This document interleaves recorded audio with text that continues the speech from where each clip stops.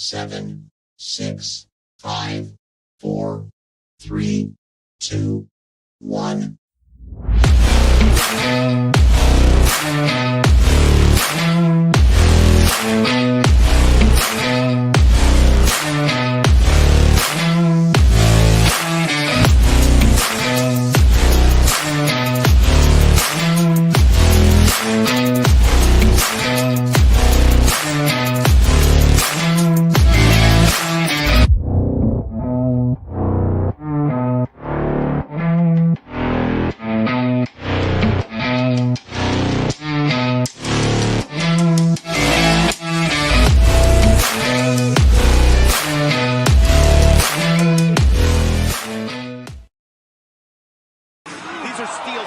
What is good, everyone? It is your boy Politic Hot alongside my guys, Mr. Joey Woods, Mr. Moyo Fit Chris Wilson, Mr. Rich Michaels. We are Still Steps coming to you live on a beautiful, frigid Friday evening, courtesy of All Authentic Talk Sports Network. Gentlemen, how are we doing this evening?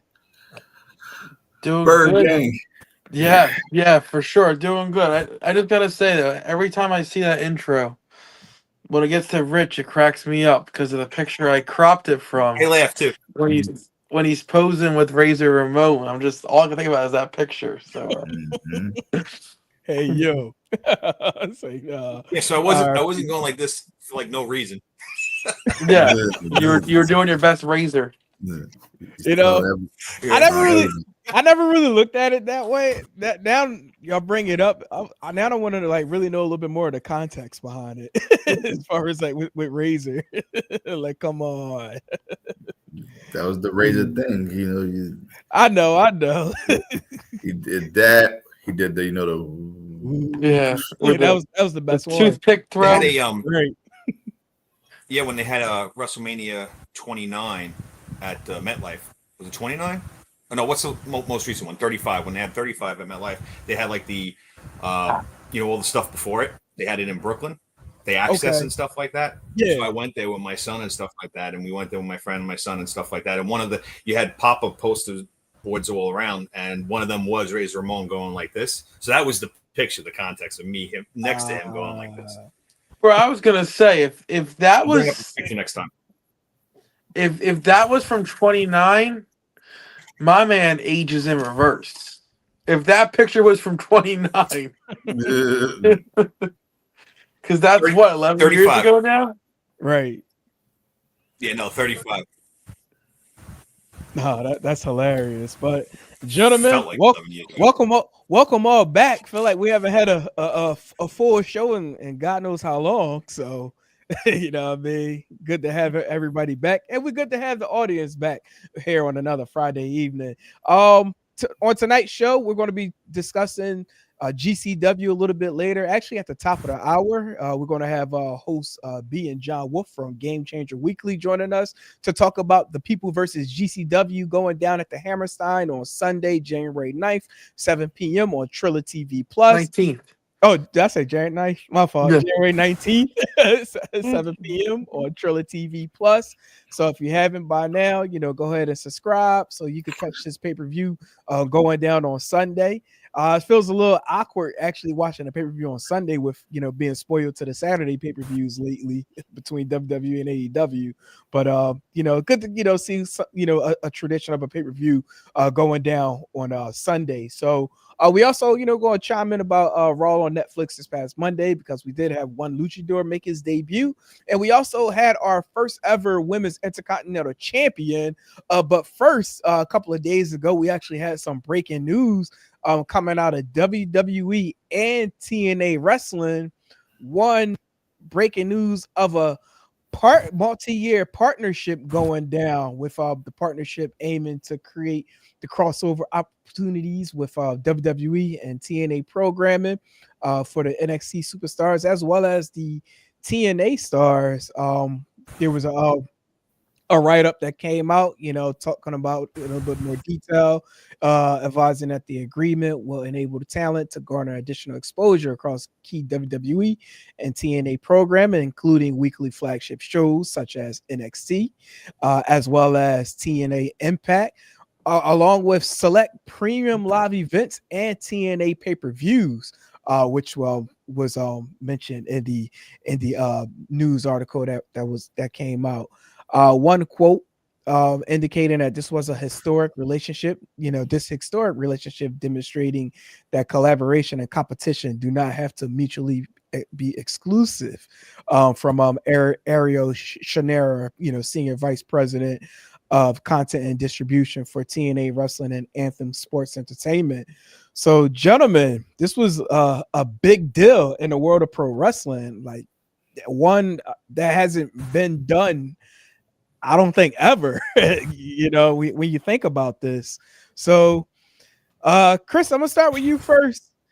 Your thoughts on the announcement and your thoughts as far as the future of both WWE, specifically NXT, as well as TNA Wrestling.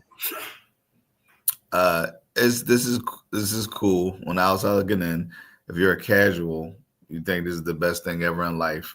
This is cool as hell, because now you think about the crossover stuff that could happen, what matches you potentially could see from the TNA guys with NXT guys, and see, because like you see these matches, like, oh man, imagine Moose versus Oba Fleming, or like this, any of those type matches, and like this, you still got Trick Williams. He's still there. So imagine Trick Williams versus Josh Alexander and all that stuff. Like, it's cool as hell to see. Now, for the people who are in my age bracket and know WWE's history, WWE acts like they play well with others, but they don't really do. This will be a subtle hostile takeover. if you know, you know. They did it back in the day, the territory days. They did it recently with the UK scene, Evolve. People who do business with WWE don't tend to stick around for too much longer after they do business with WWE. Now, granted, the old pervy guys aren't running the show anymore. The Triple H, Papa H, as I like to call him, Papa H, Con Man, they run things a little differently, but that doesn't mean they don't have some ulterior motives with this. So even though I'm very happy with this, I'm going to see how this plays out, because this might be a subtle way WWE is going to be, I say, poaching talent from another organization, because I know within the next 2 years, don't be surprised if you see a lot of TNA guys exclusively signed to WWE, from Alexander's to what's my girl that's basically is already with WWE, Jordan Grace. She's basically already there. Like, she's basically, forget 1 foot in, she's basically half her body in the door already. It's like this, so it's like, but it's like I say, on outside looking in, it's very cool. I can't see the matches. And I believe TNA has a pay-per-view this weekend, right? Is it Genesis? Yes. This week? So Don't be surprised if you see some NXT talent pop up to, do a shock, surprise, and everything. So, Joe Henry has the world title match this weekend. If he wins, I'll be surprised after the match somebody attacks / confronts him, as an NXT person. So it's very interesting. I'm glad to see, though, like, WWE is making that effort to play well with others, give people a spotlight that they deserve, because TNA deserves that spotlight. TNA has been doing well, but just still hasn't been getting to that next level for whatever reason. So we'll see what happens. Damn. Got some breaking news. I know we said GCW later, but a little over an hour ago, I didn't even see this. Brandon Kirk tweeted that Sunday night in the Hammerstein Ballroom will be his last match ever. What? Yeah. Really? Oh, wow.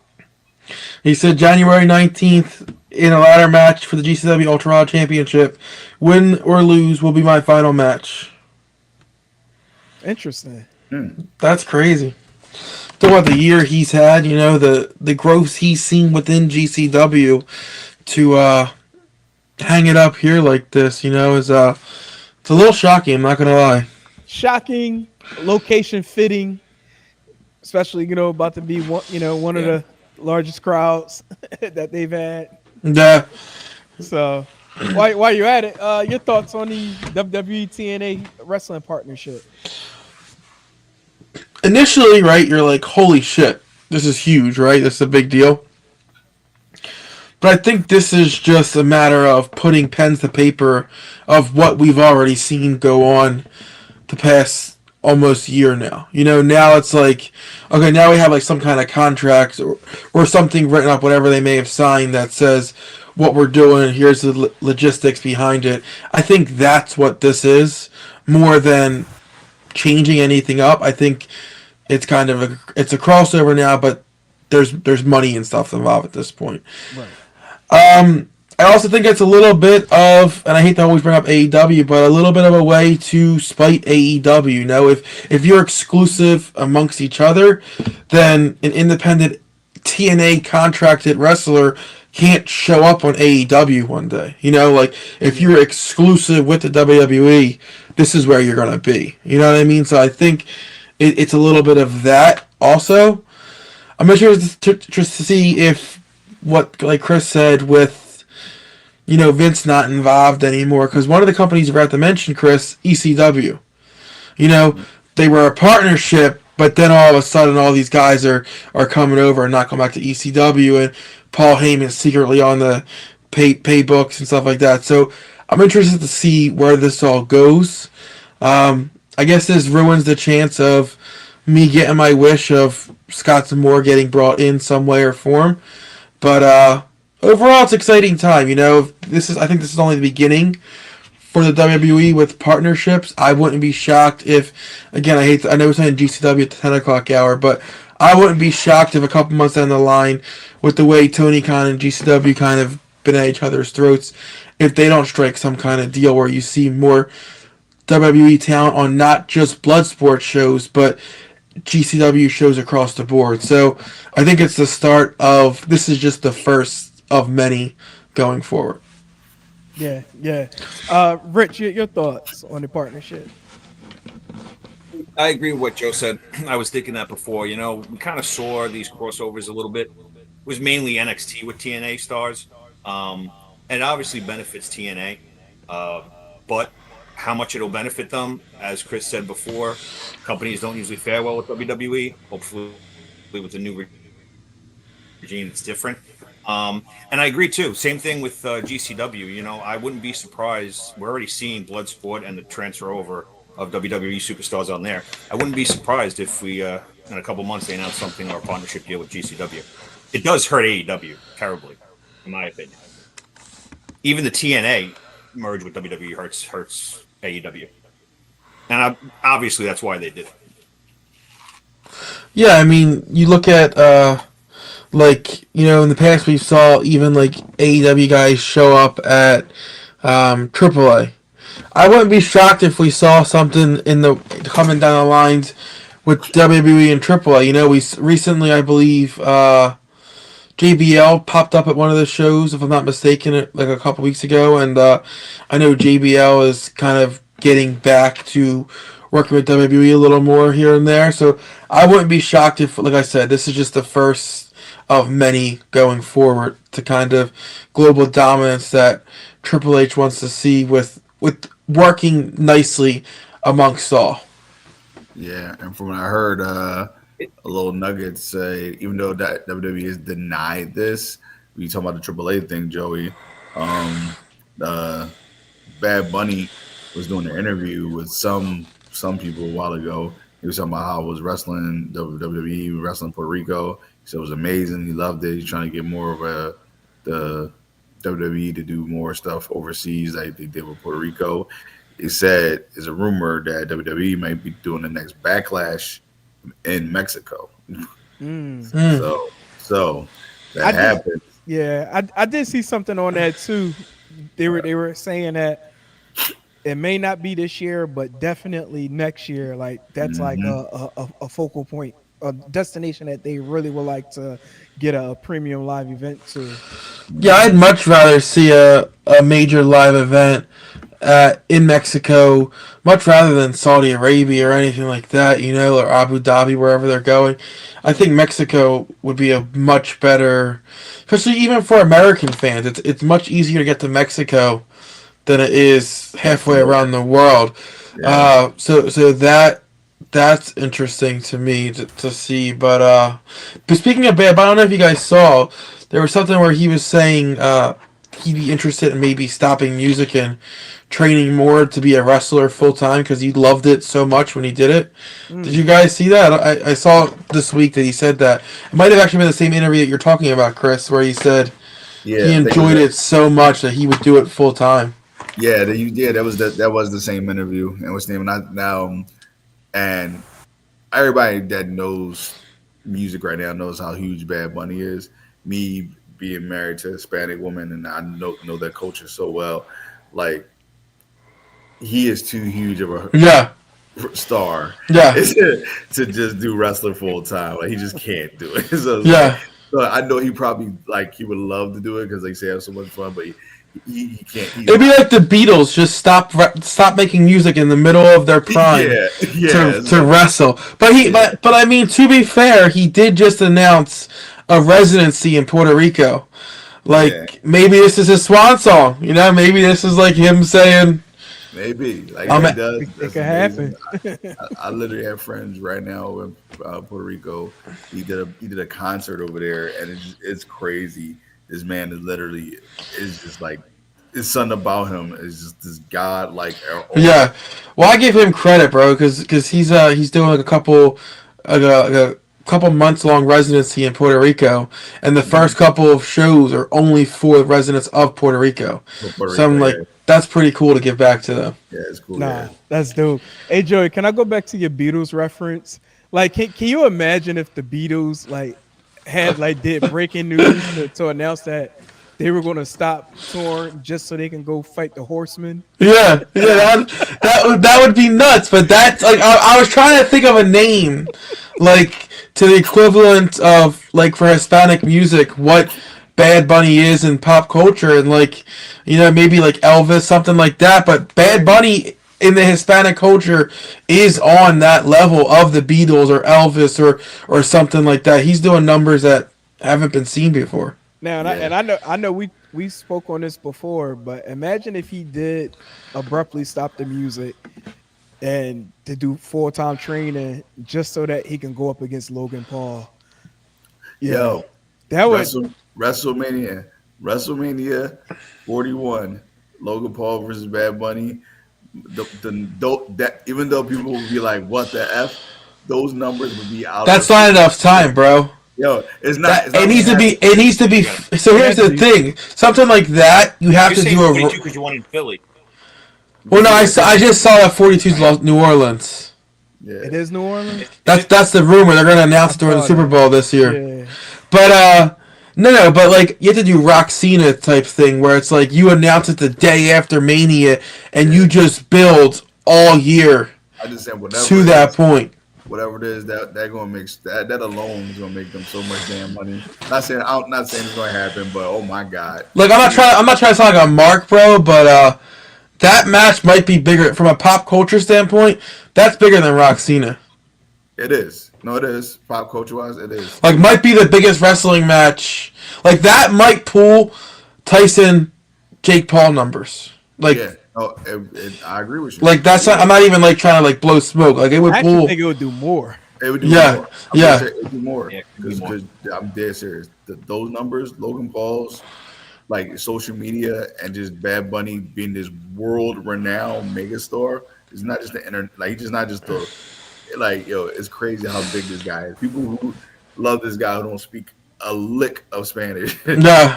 But they'll play his music. It's just like, damn, this guy. Is everywhere. He's good. Well, did you see Logan Paul's comments today, guys? I don't know if you saw this. No, I didn't. I don't follow anything that guy. On his podcast, he said that because the rumors going around is he's fighting Conor McGregor in the middle of this year in a boxing match in Saudi Arabia or Abu Dhabi, one of those places. But it's like $250 million a piece they're getting. Like the prince is paying them like crazy money. So Logan Paul said if WWE can match that, probably Saudi Arabia. Yeah, if WWE could match that, he won't take time off from wrestling to train for boxing and do the boxing match. But if they can't match that, he's taking time off to do the boxing match.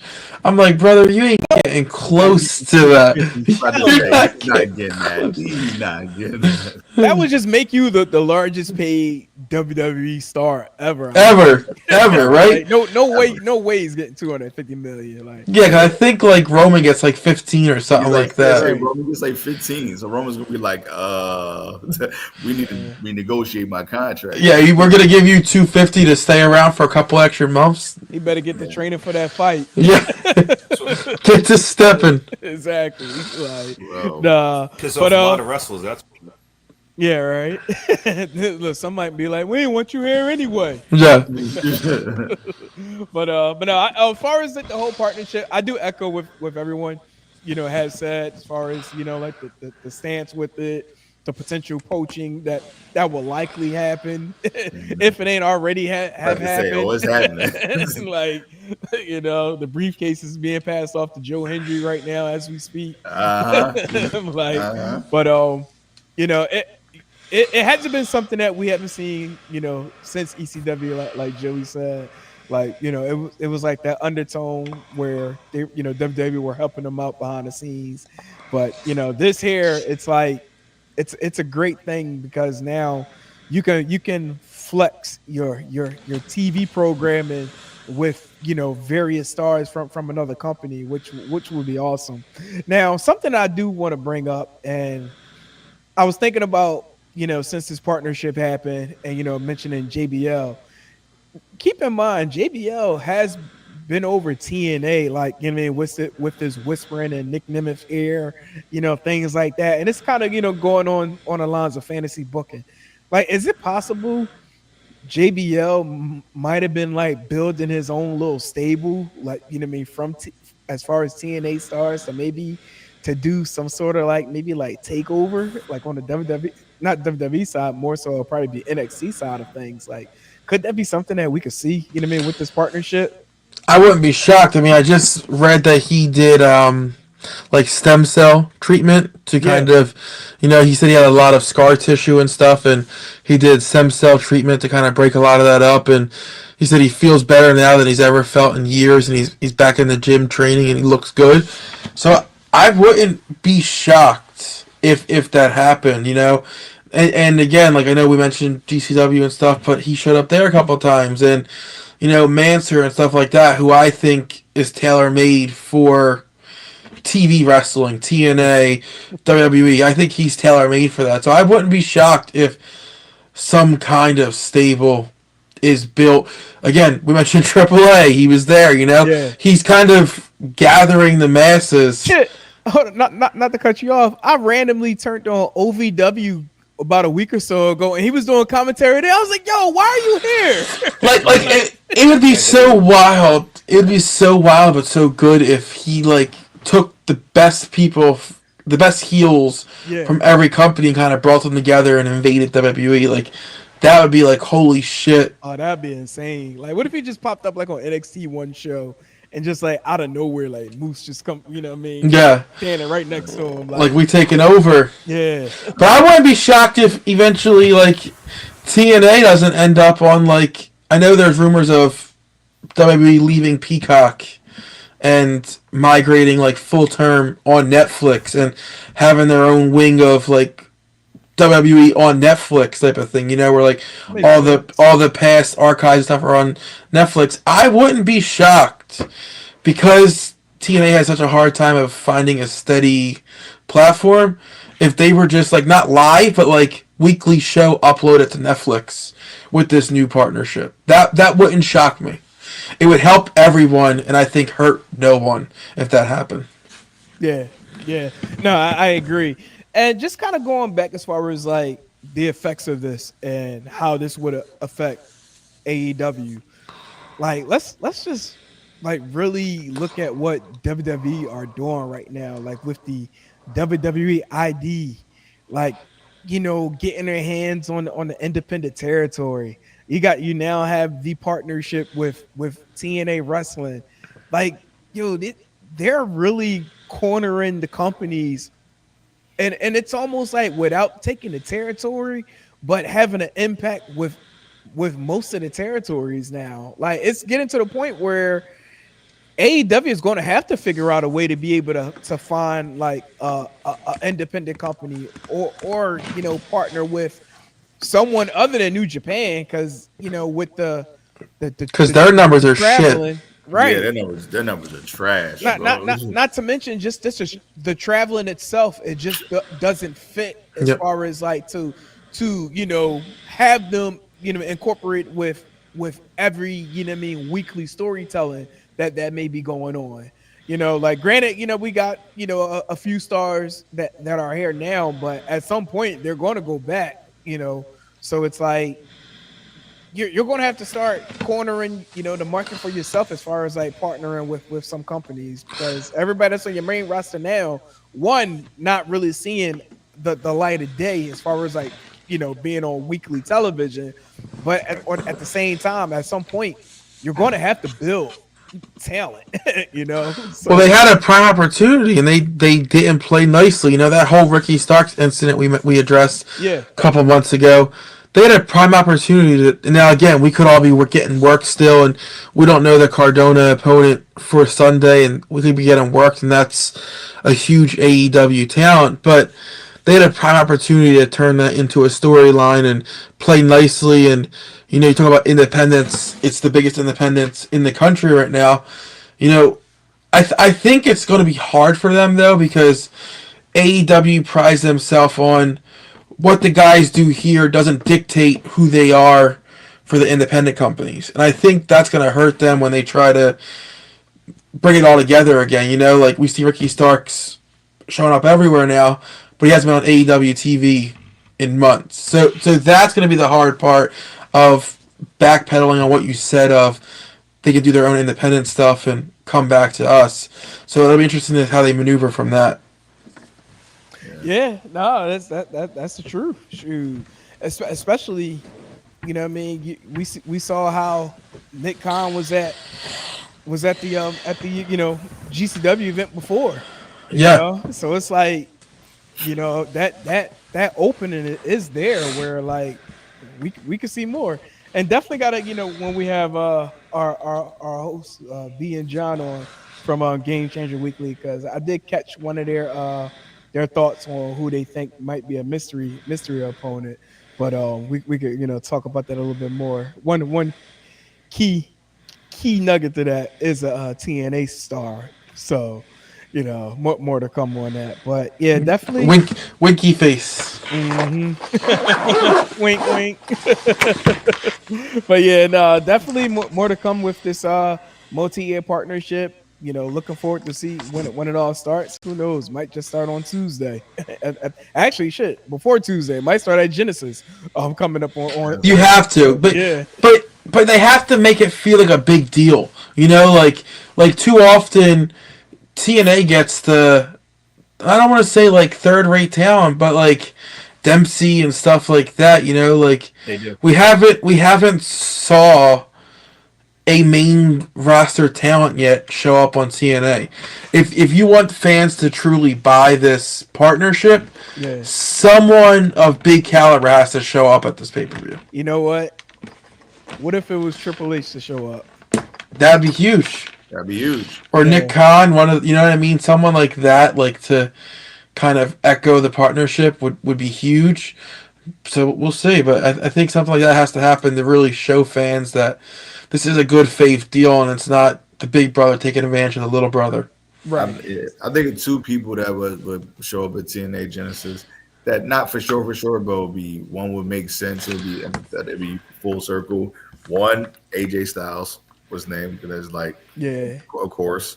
Two, surprisingly enough, because of him saying out loud how he wants to exclusively work with the NXT up and coming people, and because he actually has history with TNA too, and CM Punk. Mm. It would like if he just show up, cut a little promo real quick, and like the crowd would lose his shit. Everybody would be like, "Oh, this is real." Ratings would go up. So like CM Punk to me would be the perfect guy to throw down there, just to welcome everybody and like the new era and blah blah blah. Yeah. No, that's true. That's very true.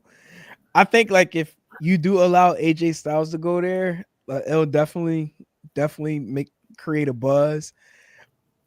Allow AJ Styles to go, and then Triple H music hit out of nowhere while AJ Styles in the ring, and like maybe like, because technically, if you think about it, the powers that be for TNA aren't really in front of the camera, so it's almost like you can allow Styles to walk out and be like the advocate for TNA, and the respect, handshake between both him and Triple H would almost kind of like, fall in line for the the side of TNA and Triple H representing WWE.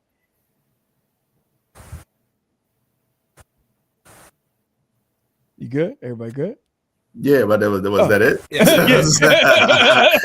Like, wait, quiet. No, I heard some weird static, and then you just like abruptly stop. I thought your mic got cut or something. No, I thought I was keeping it short. We on a tight schedule. okay, my bad. I thought you still cooking. I'm like, all right. No, far from cooking. I'm about 10 and 5 so far for the night. It's like, no. But talking about cooking, Raw live on Netflix. Another great show this past week. I do love how we have like this like unknown as far as like when the show's gonna go off. See, I got beef with that. Really? Because there was so much in the media about there was talent backstage that was legit upset with Penta and how his match went over and his promo segment went over. Yeah. But meanwhile, the show ended 30 minutes early. So it's like, if you have no start and stop time, why can't you just extend the show at the end of the show so no one's stuff has to get cut? Like, to me, that was bad planning on WWE's part with giving this guy heat in the backstage his first night there. I don't think the talent think he, is putting the heat on them. I think it's more so on the writers for whoever wrote in the segment. I don't think it's. Well, they said he went long. Like, they said that he went long on his segment. Like, they gave him a segment and he went over his time. Shit, look, I'd have went over too. I'd say I would have went over too. Like, this is my brand new home. People making a big deal about me. I'm trying to bring a big lucha libre face to WWE that they've been looking for God knows how many years since Rey Mysterio. Right. Is like they tried so many times to bring a new luchador or Mexican hero to WWE, and nobody can just seem like overcome this Rey Mysterio shadow. Like, nobody. It shows you how big Rey Mysterio really is. And now they think they have it in Penta. So, like, yeah, man, let him freaking shine and let people know who I am. Listen. I'm here, like, I wish he didn't talk, though. I really do. Like, I feel like one of the aura of Penta is, like, the unknown of him. You know what I mean? Like, he's got a badass look. Like, he doesn't speak. He just goes out there and beats people up, and that's it. Like, so when he got the mic, it was, like, a little bit different than what I'm used to from Penta. So to me, it was like, I gotta see where this goes. Yeah, I know what you mean. But you at the big dance now. WWE Entertainment. Yeah, so but I say WWE things entertainment. One of the big things that put you to the next level, you have to know you can talk. So it's like this with him. Is like even but Brock got over without talking. Look at Brock. Yeah, but he had. Like, but look at Penta. Penta has that look. Like, not the Brock Lesnar. Like, I'm not saying like look like, oh, he's a big dude, but like, there's just sometimes people come along that have that it without saying a word, and I feel like he's lost it a little bit because he's talked. How, you saying Brock or Penta? Both of them. Like Brock just had that look, so he didn't need to speak, and I feel like with Penta, he has that look, just like, wow, like this dude jumps off at the screen of you without even saying a word. He just has something that like you can't teach. And I just feel like when he talked, some of that aura was lost. I don't know. Like, far as Brock goes, I feel like when he started talking, he actually became more entertaining. About to say, when he actually did talk, he was actually in it. That's what I'm saying. I'm like, why don't he like to talk? He's actually witty. This is like he's actually like this. He was this giant guy who can move like a cruiserweight. Yeah, to be real. He can sell his ass off, and then when he actually talks, he was actually witty and entertaining and funny. It's like why? That his personality, who he is, he don't like to talk. Yeah. Right. That's why he lives in Canada on an excluded farm, away from everybody. He just don't like people. But to be fair, that witty, funny Brock didn't come until his third WWE run. Because it didn't have to be. At that point, I guess it comes with like maturity. You getting older. It's like now, because of who you are now, because who you are in the business, everything is on his terms. He was just enjoying it now at that point. Like it wasn't like he didn't look at it as a job anymore. Yeah. Like, now I'm the guy who tells you I'll be here. I charge this much. That's it. And so it's like from there you tell at that point he's just having fun. Yeah. Before it wasn't fun to him. Before it was like, all right, you only could do this, you only could do that. You can't tell us no. And it's like, so I guess he didn't enjoy it. Like I said, he hated the schedule. He hated being on the road. Remember WWE, that road schedule. Well, to be fair, I mean that road schedule was. That road schedule was brutal, especially at that time. 300 days on the road. Yeah. You know what I feel for though, because they've done such a good job of building him up, and then Gable to get fed to Penta. Yeah. I guess maybe it was good because it kind of left you on the edge of your seat of. Chad Gable. Is Gable gonna win this match? You know, is Penta gonna lose? I thought he was for a second. Like I thought Penta was gonna lose his first match because they've done so much to build up this Gable character. So I don't know. I just wish it was someone else that he fought his first match. But I guess Gable is now their guy. Where it's like I'm about to say, I think Gable's their. He's their Kurt Angle. Yeah, he's their Renaissance guy. Yeah. He's the guy they know. No matter who you put him in there with, he's going to give a great match. Yeah. Not to mention, it won't hurt his stats. It don't hurt his stock because the match is so good, it doesn't drop his stock down because he can wrestle on the mat, do the little high flying stuff. He can talk on a microphone. He can sell his ass off. Like I say, he's that Renaissance guy, so it never hurts his stock. But with that being said, unfortunately, I think that's who he's just going to be. I don't think they're going to put him to the next level, unfortunately, for whatever reason. I just like to say he still hasn't even had an IC run yet, so I don't even know what the plans is for him. So I hate to jump around, Hawk, but it's 9:47, and we are going to lose Chris in 13 minutes. Yeah. And speaking of, he's at where he's at, and he's never going to elevate above a certain level. Can we please jump to that part of the show where my man jumped a couple levels and is now challenging for the WWE Championship? Can we please jump to that spot? I'll do this one time for Joey. I'll do this one. This is for you, Joey. Listen, like, this is gonna sound crazy, but I put the belt on him. Seriously. Like there's so many good heels right now. You know, there's so many possibilities that he can go for him. And he's so red hot right now. I don't think he can get any hotter than he was, but he just seems to be keeps building upon that. We keep being told that we want Saturday night's main event to feel important again. And then the first Saturday night's main event, every single match went exactly like everyone thought they would. Right. You're going to have to throw something at us here to make us keep tuning in.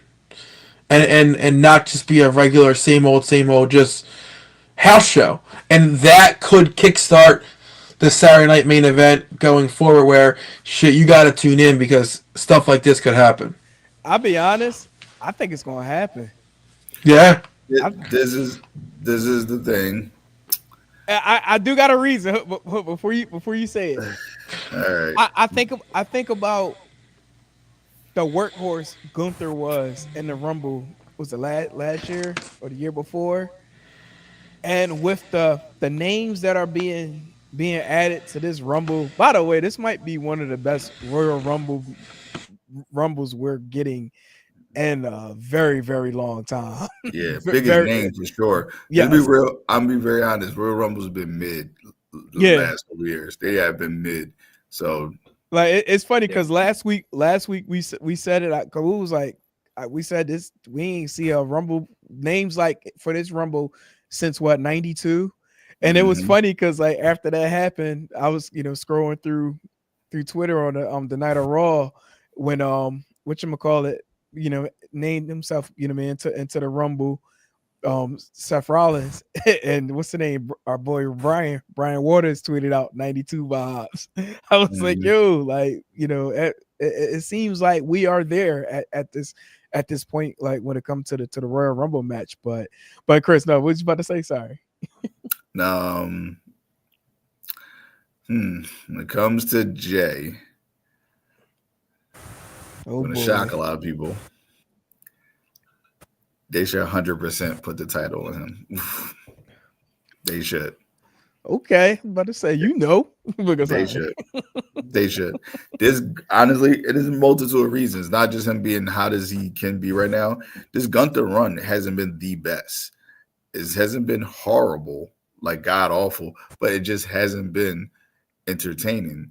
And this last thing with him, the Damian Priest storyline of Gunther maybe second guessing his abilities and blah blah blah. It's like, how you went on this dominant. You ever since you've been in the WWE, you've been dominant. Right. You had the dominant UK championship run. You had the dominant IC championship run. You become king of the ring. You win the world championship. There's nothing about you should be second guessing yourself. So that storyline just didn't make no sense to me. Was Nick, but like does him as a champion, it's been kind of mid. It has been. It's like, I'm a Gunther guy, but his title run has been kind of. It's because there's not enough faces, bro. That's the problem. There's not enough top tier faces to put him against. You got the faces that he could be facing. They're already in other feuds with the other top faces. Yeah.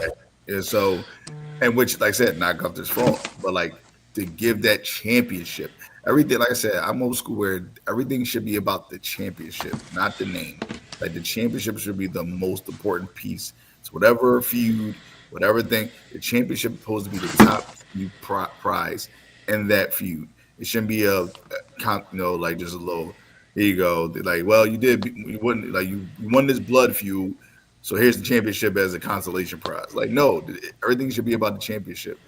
Jay wins this title. That championship soars once again because that's a big deal. Another case in point as to why I think he's winning the title is because WWE doesn't go all out and give them city-specific shirts to just any random mid-card talent. And if you notice on Monday night, he had a San Jose Sharks special edition Yeet shirt on. Every random wrestler doesn't get that, like. Time out. He had one for the Flyers too, and that's what I'm saying. Like he's showing them time and time again that this guy can move merch, and you can get him a new shirt every show, and he's going to sell out that shirt every show. Like, to me, that just shows like they've been planning this for a while now, and maybe this transition has been kind of fast because you think the 25th is next weekend. Yeah. So maybe he doesn't win on Saturday, and maybe it's some kind of fluke finish that causes this storyline to keep going on, and then maybe he wins at the Rumble. Something like that I could see happen, but I think within the next couple of months, Jay's winning that belt. I don't know. I think the turnaround time, if he were to lose on the 25th, to get a rematch at the Rumble, I don't know. I think that might be too soon. No. Yeah, but you don't think it's too soon to like the feud started last Monday, and he's going to win the belt in 2 weeks? Like, to me, I feel like that's too fast. But I think that's what make the shock value out of it, because most of us think it's too fast, but it's like, holy shit, he actually did it. Yeah, one of the biggest things missing from wrestling today is shock value. Yeah, because it's hard to, even when Penta debuted, if you listen to the commentary, what Michael Cole said, the worst kept secret is They put his merch up on Monday afternoon. Like, what the? This is said, like the worst kept secret is here. Like, you know, they put up the zero symbol with the arrow going through or whatever, like showing us like we all knew he was coming. Then they talking about then all of a sudden Chad Gable wants to fight a luchador. It's like what? It's like where did that come from?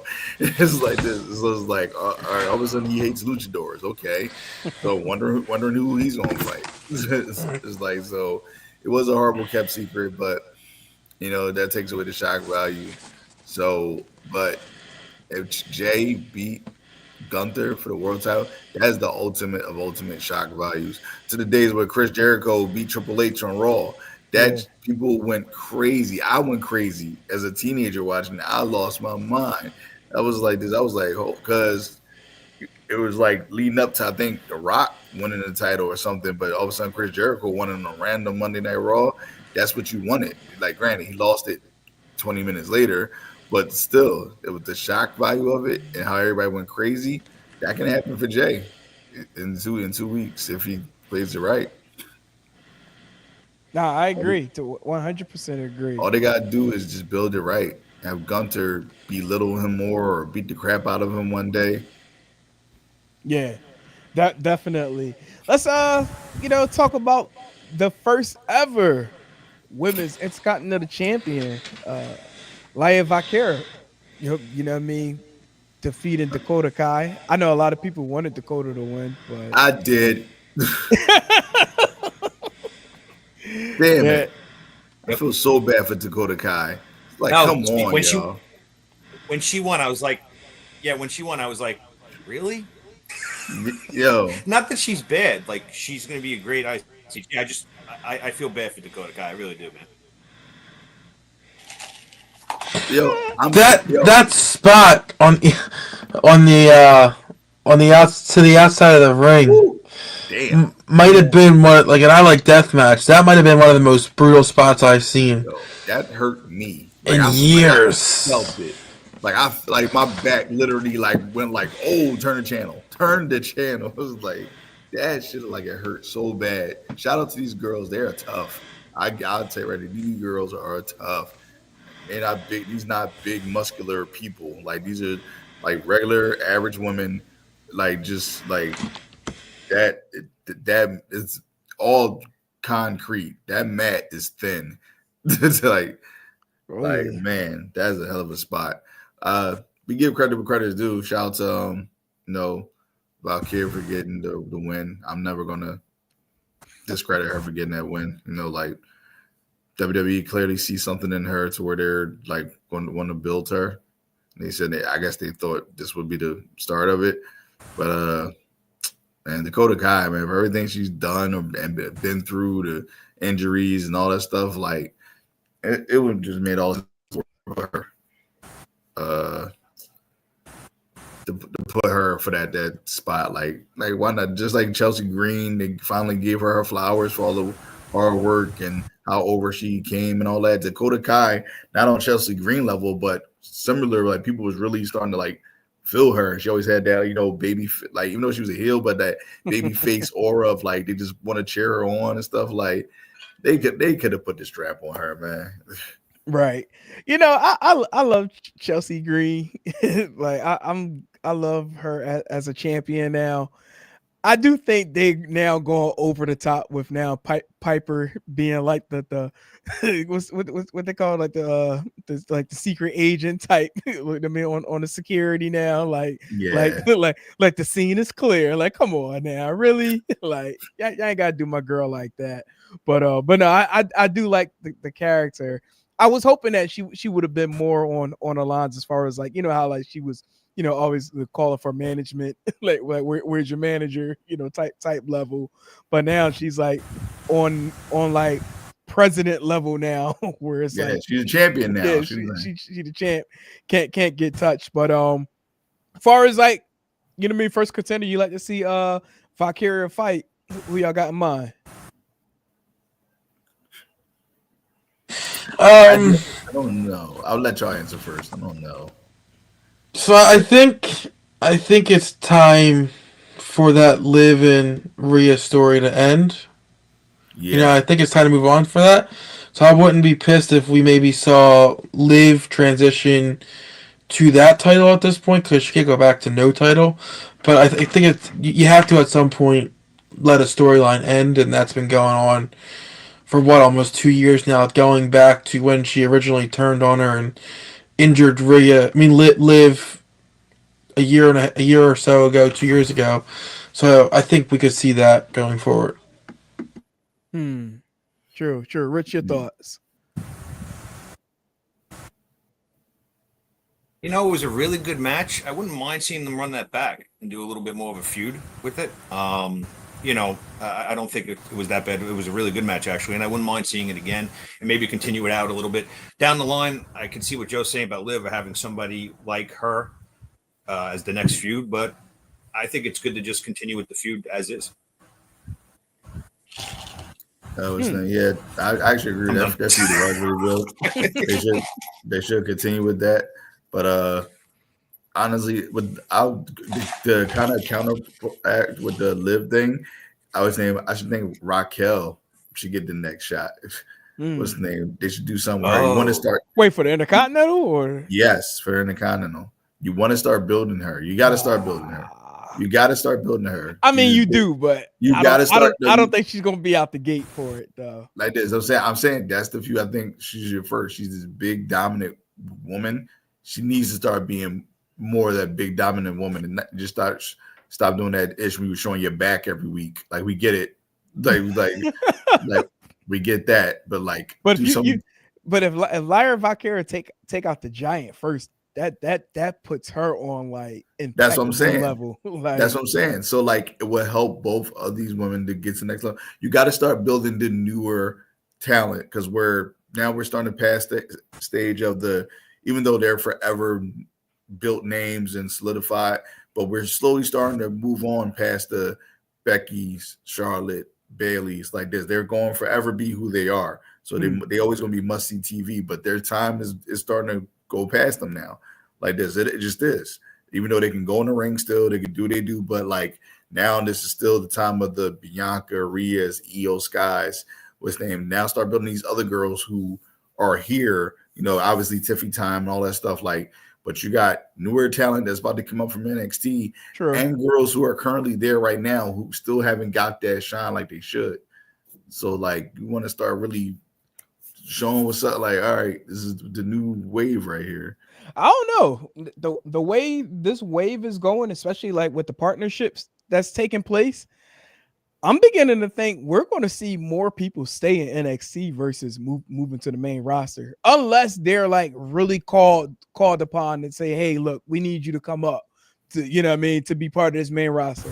Well, some of them NXT girls, honestly, I'm gonna be real with you, but as good as they are, some of them still need to stay there for a little while. Like this, you know, at least another year or so, solidify themselves a little bit more before they come up to the big dance. It's like college and pros. It's just different on the pros. Like look at our girl Roxanne. Like I was under the impression that with her losing that title, she was probably getting called up. But now you had Bailey coming to her territory of NXT. Mm-hmm. It's like shit. Yeah. They don't have to book that match on a main roster now because that's something that they can articulate on, you know, on NXT at this time. And it makes sense because I don't think that's something that would hurt Bailey's stock as far as, you know, her and her run on the main roster. And this is exactly what Becky did about almost a year and a half ago with Tiffany. Like she went down there, beat Tiffany for the title, but then Tiffany wanted back off of her when she went down NXT, won a championship, but in a way it was all set up to put Tiffany over. And it did. It worked very well because when she came to the main roster, she was already basically almost a made woman from the gate. Yeah. And that's how you do it. That's how you do it. Agree. You make the made women put the other upstarts over so they become made women. That's how you gotta do it. Yeah, no, 100% agree. So, Chris, I know your time is limited, so we're going to pause there. We definitely going to have to table that discussion as far as like the Bailey Roxanne confrontation that went on at NXT this past Tuesday, as well as everything else that's going, come from this upcoming weekend with the TNA Genesis event. Will we see any NXT, pop out and show out during that pay-per-view event this weekend? More to come on that, as well as we get some TNA NXT title versus title matches. Yeah.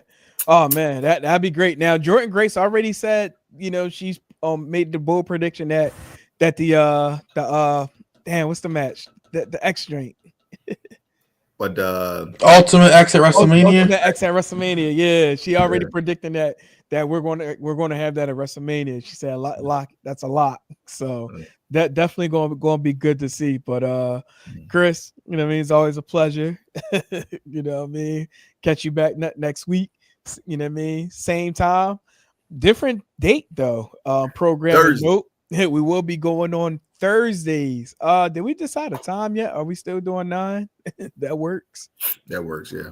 All right. So yeah. So quick programming note. We'll definitely mention it again at the end of the show. Regards to our changing of the day of Still Steps, moving to Thursdays at 9 p.m. So, Chris, again, go ahead, handle your biz, holla at your boy, brother, Mr. Moyo Fit, Chris Wilson. Always with us on a different time schedule. But anyway, so gentlemen, y'all want to dive into some GCW, some Game Changer Wrestling? Oh yeah, going down at the Hammerstein Ballroom in NYC on Sunday, January 19th at 7 p.m. on Triller TV Plus. But before we do, we have 2 special guests joining us this evening on the Still Steps. One gentleman, he was on here with us before talking at Game Changer Wrestling Talk, when we also had our guy Adam Galt on. Shout out to Adam Galt. We gotta get Adam back on too. Especially we gotta get him back on. Since the Eagles been in the playoffs, so we definitely got to circle back on that. And we have his co-host of the Game Changer Weekly podcast, the brothers we got coming on this evening, returning, Mr. John Wolfe and What's Brother up? B of the Game Changer Weekly podcast. Brother B, Brother John, what is good, fellas? How y'all doing this evening? It's a beautiful day to be a GCW fan. We're about to have one of the biggest weekends ever. Feeling fantastic. I feel a heck of a lot better knowing that my co-host right here is with me. So now, happy, B, we greatly appreciate you joining us here on the Still Steps. So what we got to do before we dive into that GCW, the People versus GCW event going on Sunday here on the Still Steps, for anyone that's a first time guest of the show, we like to, understand when their first time being exposed to professional wrestling happened. So for you, Brother B, what was the first time you was exposed to professional wrestling? Man, one like the first things I remember as a little kid, like baby almost, like with the little Hulk Hogan, a Macho Man, and Ultimate Warrior dolls, just tossing them around, jumping off the bed. I remember playing like a board game that was like WWE. Like you had a board game and you had a VCR and you had to watch a video. Oh yeah, I remember that. The board game, like that's really awesome. Yeah, I remember that. Yeah, and I was like 2, 3 at that time, so that's when I first started getting into wrestling, and yeah, I've been stuck here since then. Oh man, that's awesome. Well, gentlemen, we greatly appreciate you joining us here on the Still Steps. Shout out to the both of y'all. I checked out y'all podcast earlier this week with special guest Brett Lardell and Cole Radrick being on. I thought that was pretty interesting. Now, forgive me for not knowing, and Joey probably knows the answer to this. I probably should have just asked you this, but I said, you know what? I'm gonna just save it for the show. So, who was the idiot Brett used to work for? We can't. Well, you can't really. I don't have like a legal battle, but the person that he used to ref for was CZW and DJI. Oh man, okay. That's it. That's it. Got you. So yeah, I mean, this goes back to the Hal days when GCW was just starting, and it was a cage of death, and they wanted to do a run-in with GCW, and they had all agreed to it. And right before Brett and Nick were about to do the run-in and kind of invade CZW pulled it, and that's kind of where the animosity started to this day. Gotcha. Makes sense. And they still did the run-in, even though CZW pulled it, and all hell almost broke loose at that point. Tremont had to kind of cool all heads and, not make a riot start right in the middle of a CZW ring. Gotcha. Nah, that makes total sense. Cause I was like, the idiot. I was trying to piece the puzzle beforehand, but I was like, yeah, I'll just save it for the Yeah, legally he can't say his name because from what I hear, if one mentions the other name, that person owes the other one money. That's crazy. That's like being forbidden to say a word for the rest of your life. Like you can't. Because I almost said a different name. That's why I said which one. Yeah. Damn, how many idiots did he work for? Let me stop. No, that's not getting it. Yeah, we gonna go that far. I want Brett to be back on y'all show. So I don't want no problems. Be like that motherfucker over there. You know what I mean? Got them mentioning names and whatnot. So, but so gentlemen, you know what I mean? We here, to talk about the Hammerstein Ballroom event going on this Sunday. You know what I mean? Just right out the gate. John. Well, I guess before we even jump into that, the news that broke that we talked about earlier on the show. Yes, talk about and how you guys feel about this. One of Brandon Kirk's biggest opportunities in the history of his career. This man's been on an absolute tear this past year, especially in GCW, and announcing today, an hour or so ago, that Sunday will be his final match ever. What's your guys' feelings on that? Because he looked like someone that legitimately could have had from a booking standpoint, break kayfabe, whatever you want. Like from a booking standpoint, he was someone that you could see GCW hitch their wagon to and carry that title. And obviously now you can't do that with Sawyer just winning the belt and then vacating it. You can't kind of repeat the cycle again. So how do you guys feel about that? Be your John. Okay. I was being polite. So I'm absolutely a little bit personally a little hurt about it, honestly. I feel like both B and I are extremely lucky that we got that interview out of him when we did, because it was only a month or two ago, and it was his longest interview, his most in-depth interview. And for the independent wrestling fan, we snagged it. Forget GCW. Just for the independent wrestling fan, we got a little bit of him sitting just face to face. And I'm fortunate for that. But overall, extremely sad for GCW fans. The door's always open. We love both of the Kirks deeply. And we're always in wait. But we also are smart enough to say that whatever it takes for them to get themselves where they need to be, if that helps them to hit their goals, then we cheerlead that also. Yeah, having him on a week before him winning the belt, I think it was, or TOS, I forgot, or NGI, was special. And yeah, you guys broke the news to me. I've been listening to your show since it started, and when Joe said breaking news, Brandon Kirk, I'm like, what? And I missed it on Twitter, and yeah, it was actually like I had to go double check and triple check, and that sucks. And I think as a fan, it absolutely sucks. And I know, Joe, you were saying booking wise, it kind of takes out of the wagon.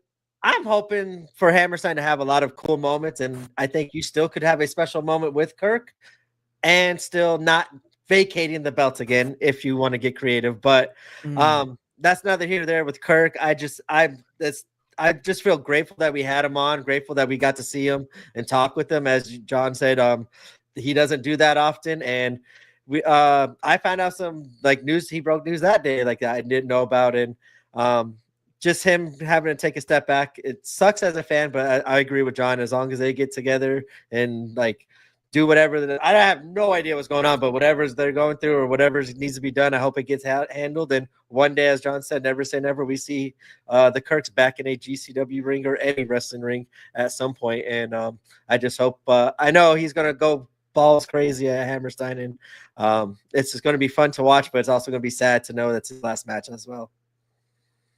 Do y'all speculate that there's a chance he may be going somewhere else, or y'all think this is it?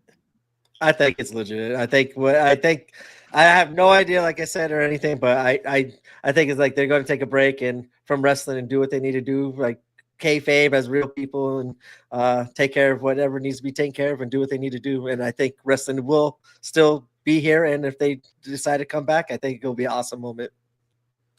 And I think 100% not at work. Brandon was so happy to finally get over here because his trajectory was about to just go off. And yeah, it's kind of sad. I'll just wrap it up like that without mumbling. I will say this much though, that I've never said on any show before, and I don't know if I've heard another fan say it. Still says exclusive. All right. I remember that the last show there was an extensive reel of people we lost, and I want to say that on this show, I'm 100% happy that reel is definitely going to be a lot shorter and a lot smaller of people we've lost. We've been very fortunate, knock on wood, for the last 3 years since the last show, that we've had a lot of performers keep themselves in order instead of going off to the dark side. So bless that.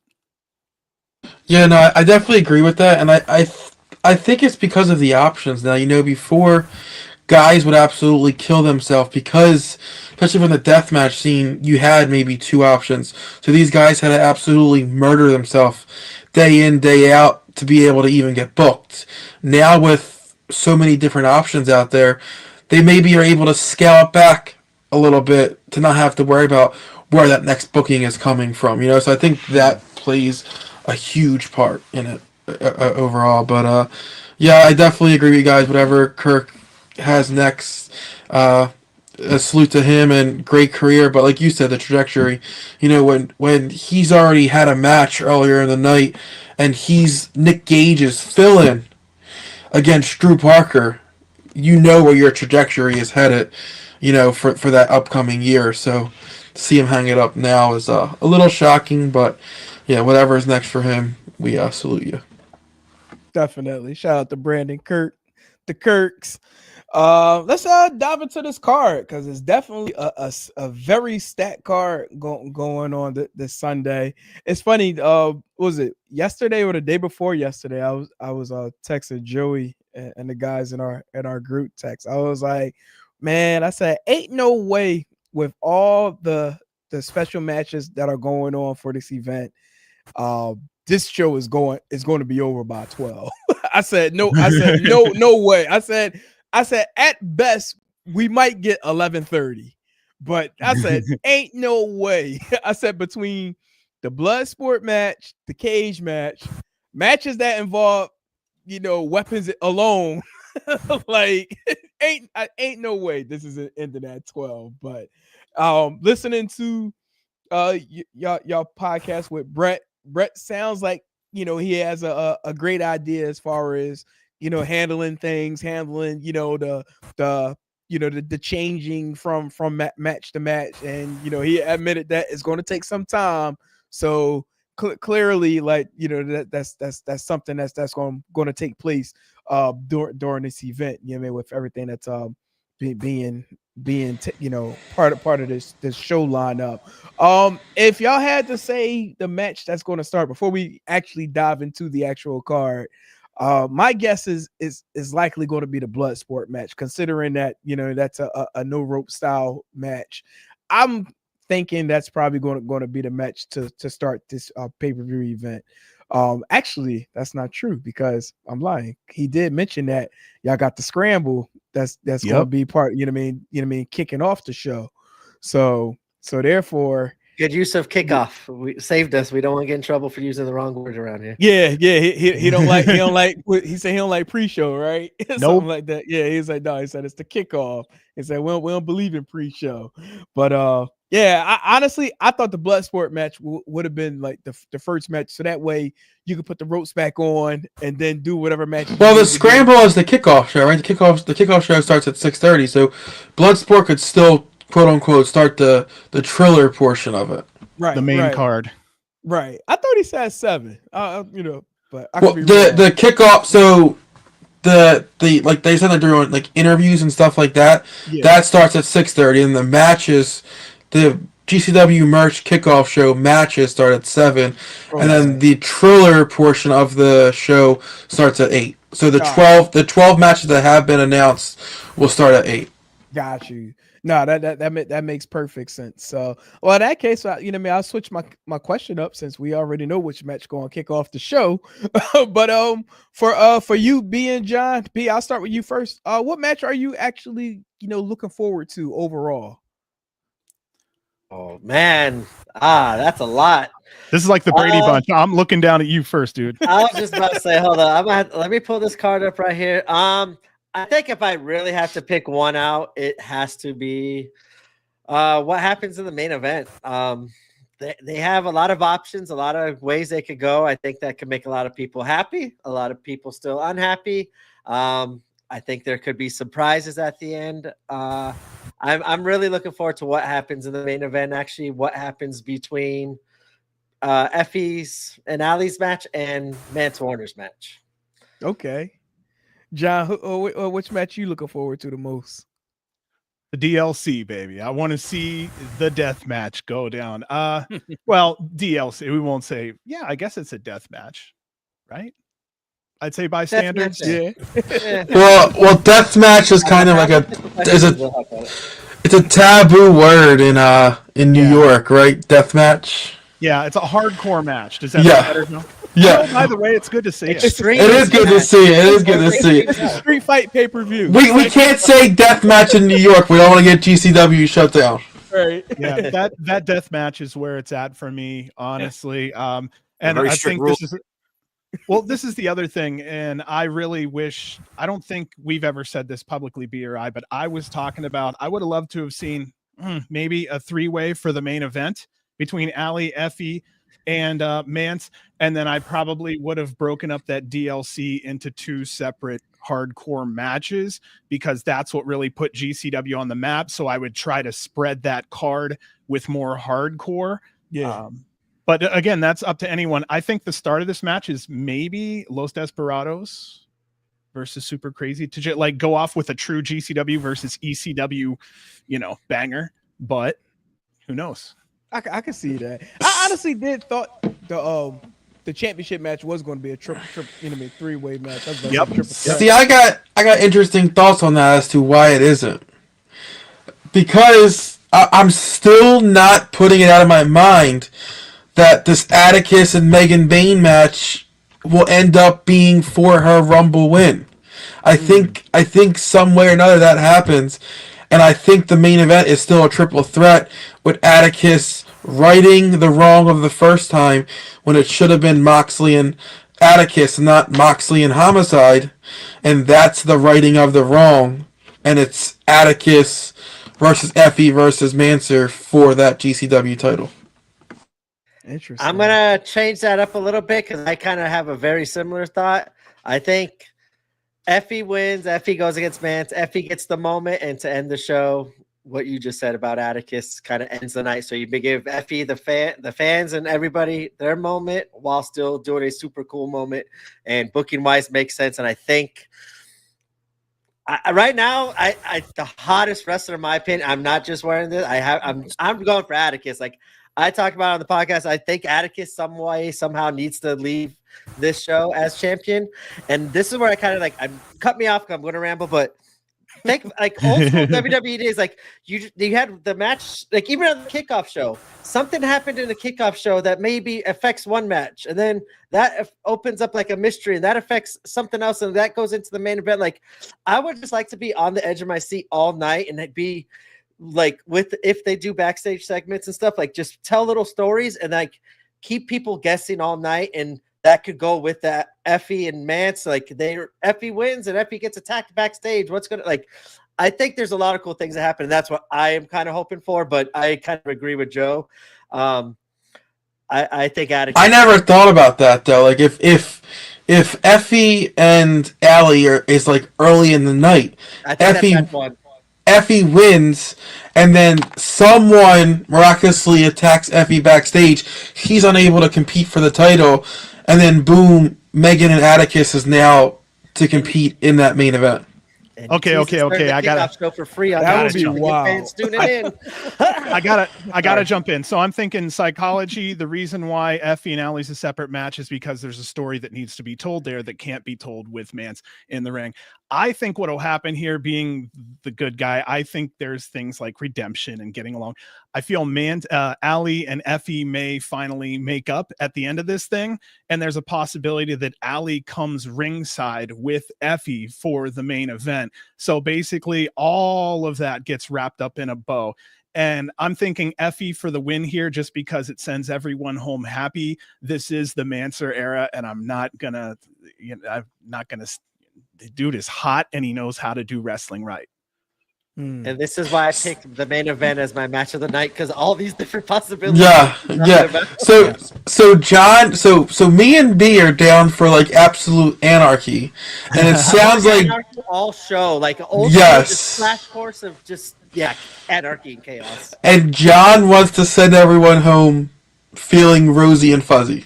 And you can still do that. Look, I'm kind of with John.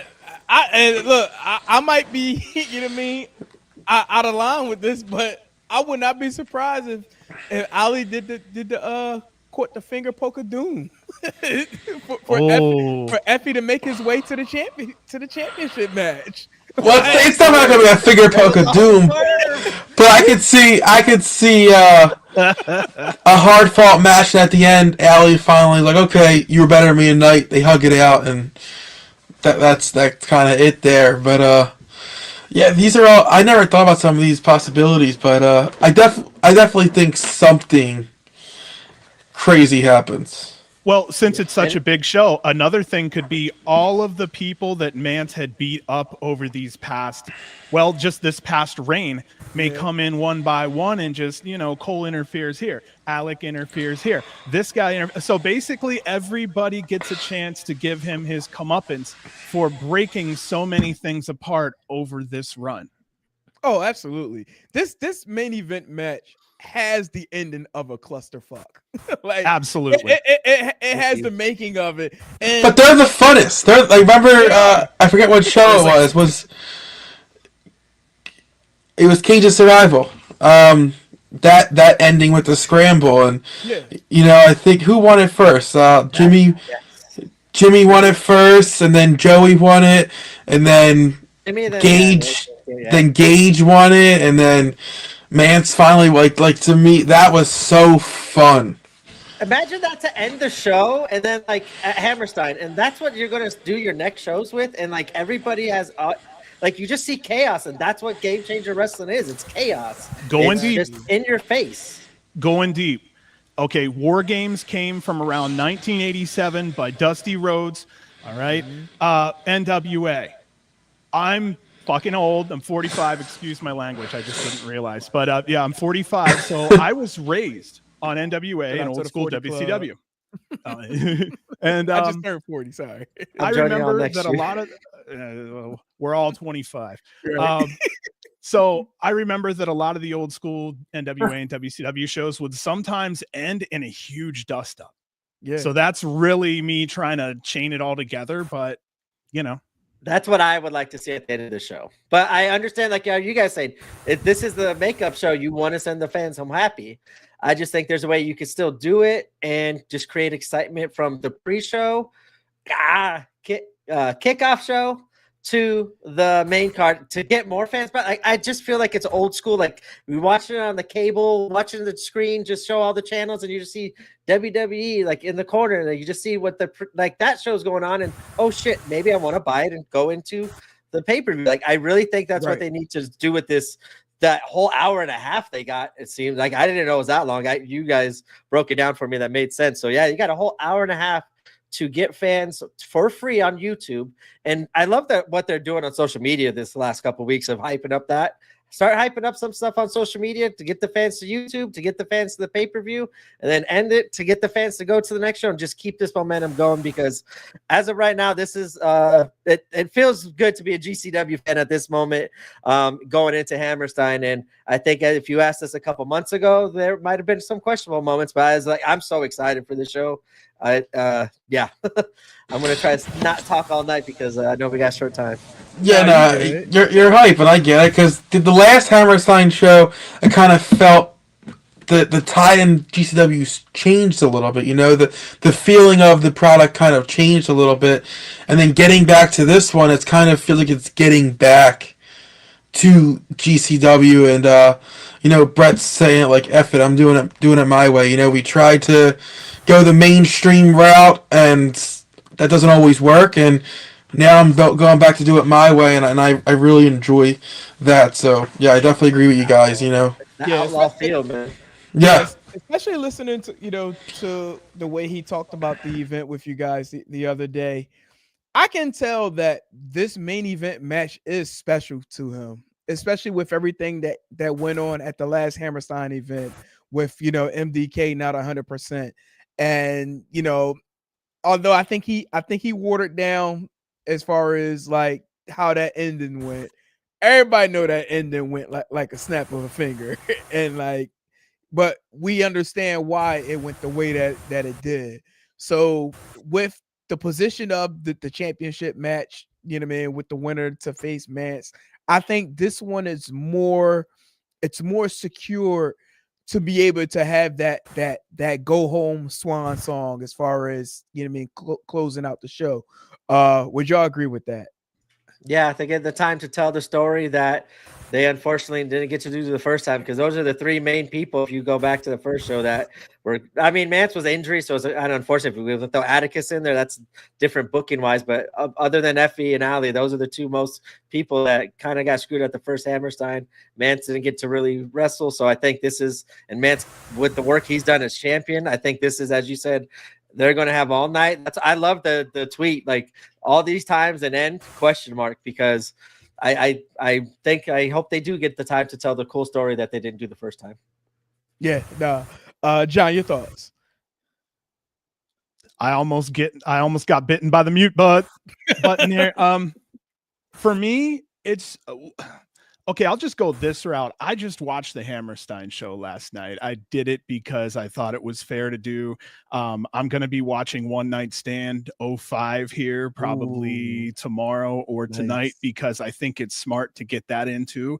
What I'm looking at is the star power on the first card may have had Moxley, but otherwise I would take this card over the old Hammerstein card by far, without putting any exact names into it. I'm just saying this looks absolutely like much better. I'm so sorry. I'm looking this way. I'm looking at the card on my screen. Oh, you good? Talk your shit. But yeah, it's a lot of shit. I'm so sorry, unfortunately. But yeah, I told Brett, I said, we want to see high flyers. We want to see hungry performers that feel like every match they have is a tryout match for WWE. Like, you know what I mean? They're trying to really let it fly. We want to see a party. We want to have fun. I told him that if anything, this is a celebration for everyone involved. And now that the tickets are where they are, walk the home run, man. Walk the bases. Enjoy yourself. That's where I think we're at right now.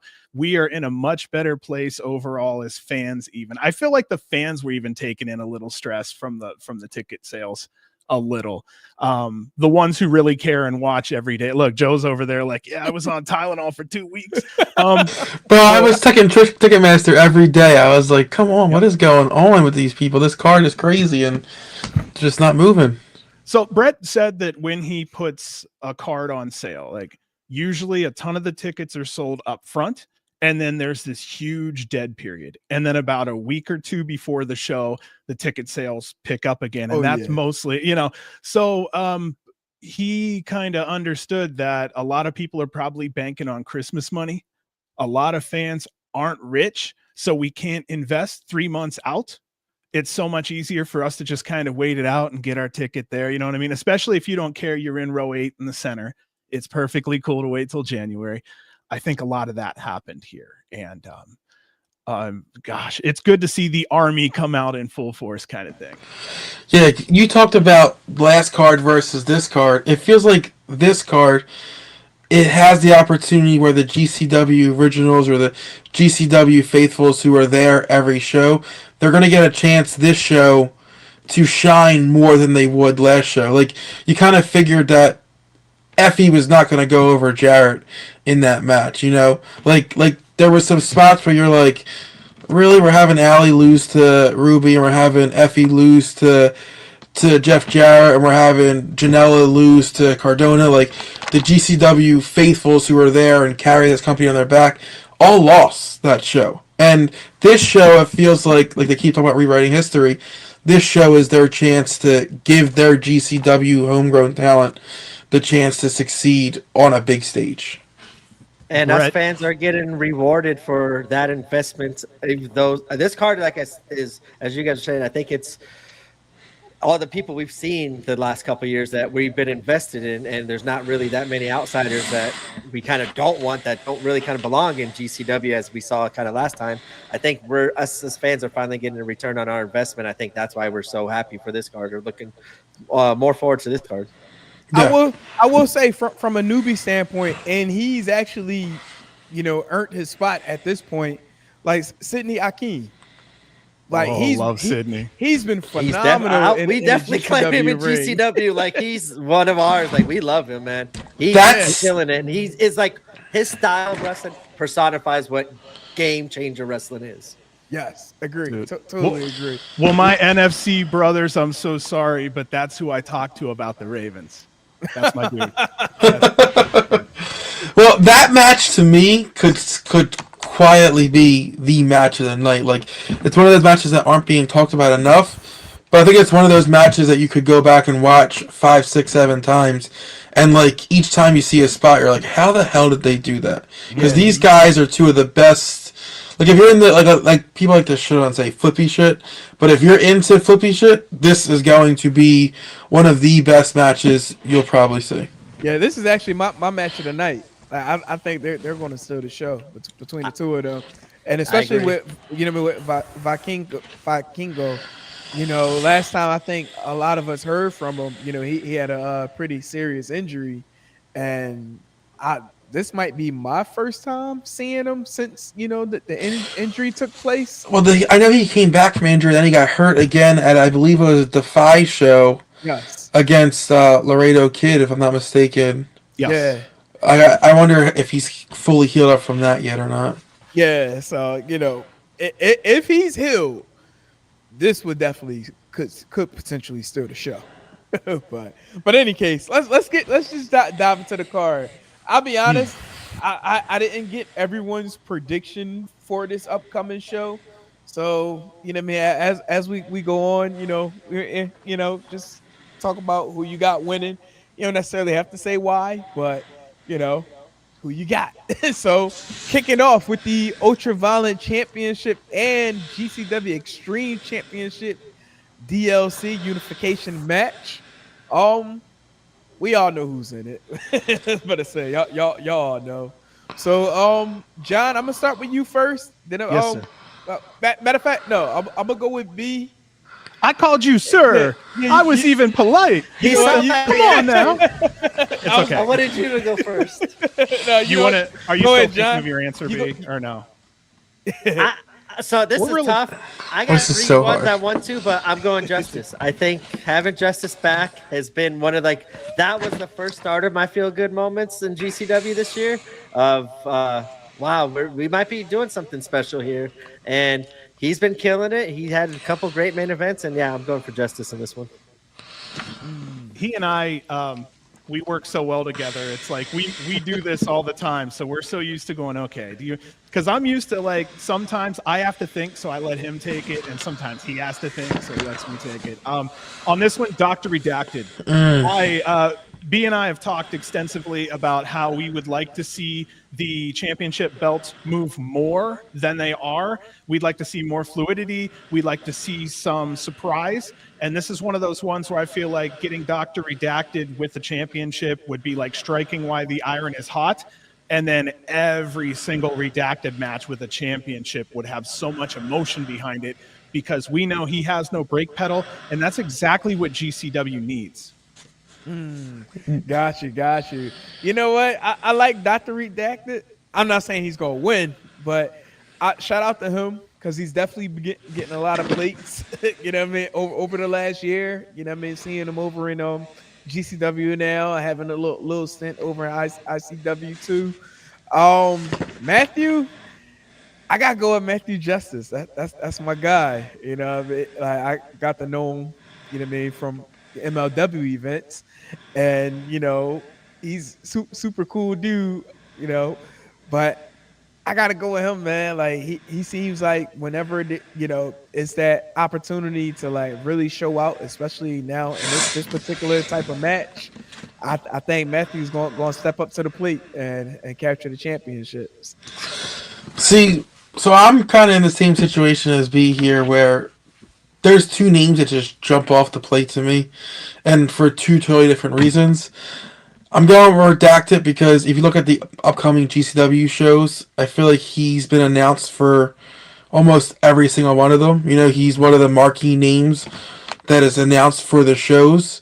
So I feel like seeing him touring with GCW more and more is kind of like setting off alarm bells in my head that he might have that belt with him going forward. However, John Wayne recently coming back to ICW, mending the fence with Danny. You know, seeing Danny on Facebook kind of commenting on GCW stuff a little more, having Atticus mention that he has the most prestigious title in Deathmatch on the last show, to me, wouldn't shock me if we seen some kind of mending of the fence between these two companies somewhere down the line, and John Wayne is the forefront of that with the belt.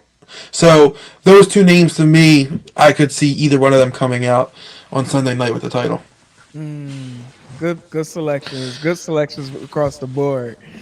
Next up, we got Megan Bain going up against Atticus Kogar.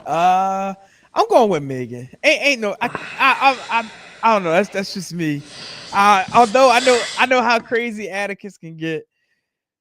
But for some reason, I think Megan gonna come out victorious in this.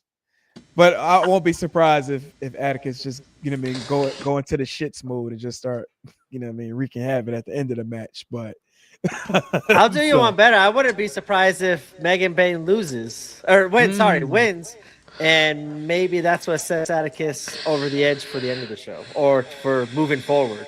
Right. I can see something like that too. John, who you got? This is a crazy one.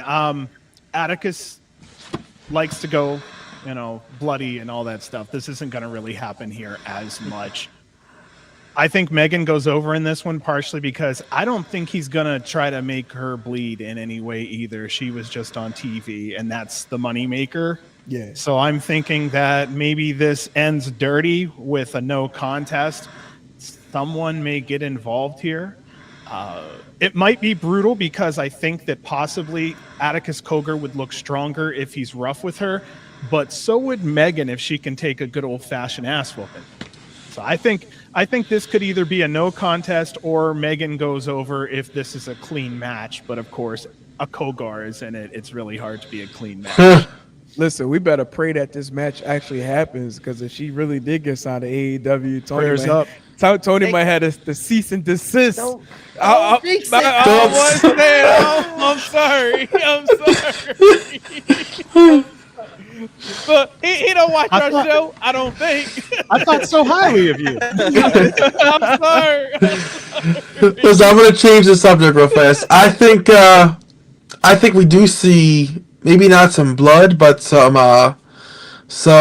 violence here. I think it ends with Atticus giving Megan some skewers and winning the match.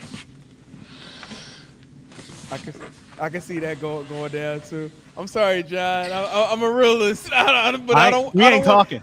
We ain't talking.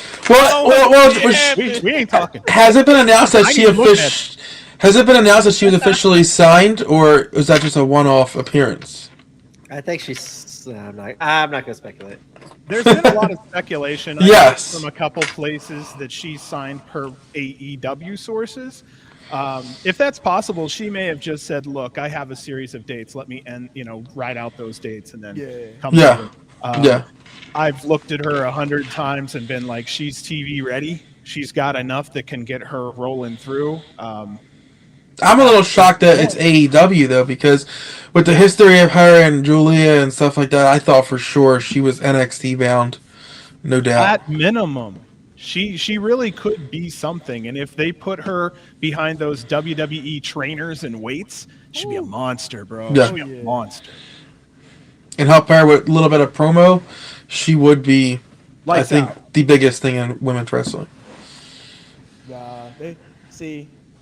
I think if there weren't a Jade Raquel, you know what I mean, to that caliber, she probably would have went. Over the WWE because of those statures. I think it's almost like it would have been a little bit redundant, so to speak. But and she kind of takes over what AEW lost with Camille, right? Exactly. Which she's not going to WWE, so it's like the round table of wrestling contracts is mind blowing. Yeah, seriously. Next up, we got the Bloodsport match with John Barnett. Do I really have to call him Tom Pesta? That's Baron Corbin to me. He's still Baron Corbin, damn it. But the Bloodsport match, I got Josh Barnett winning this. I think he's just over the top with the matches, the Bloodsport style matches. I think he's going to come out the victor in this particular match. Joey, who you got? See, I wouldn't be shocked with Tom winning this match. I love this matchup because too often we see sometimes in Bloodsport where you have wrestlers who might be a good grappler in the wrestling aspect doing Bloodsport, and you're like, well, why do I care? With this one, Tom is a Gold Glove boxer. Tom is a BJJ practicer. Like, he's legit. Like, he's not gonna get in there and look out of place when he's doing some grappling chains with Josh in this match. And I don't think this is the last time we see Tom in a GCW ring. So for that, I'm going with Tom winning this match. Okay. John, who you got? Stick with me for a second here, guys. I want to do something. It's me. I'm so sorry. B, you know it when you hear it. Tom was WWE United States Champion, WWE NXT Tag Team Champion, winner of the King of the Ring 2019, Dusty Rhodes Tag Team Classic 2024, winner of the Andre Memorial Battle Royal 2016, winner of the 2017 Money in the Bank. PWE ranked him as #1 most hated wrestler 2019, two-time Golden Glove champion, played offensive guard at NCAA Northwest Missouri State University, went to 4 Division II national championships, played for the Indianapolis Colts, roomed with Pat McAfee and the Arizona Cardinals, Jiu-Jitsu blue belt trained under Royce Gracie Jr., gold medalist at December 2023 Jiu-Jitsu World League 3, silver medal February 2024. I think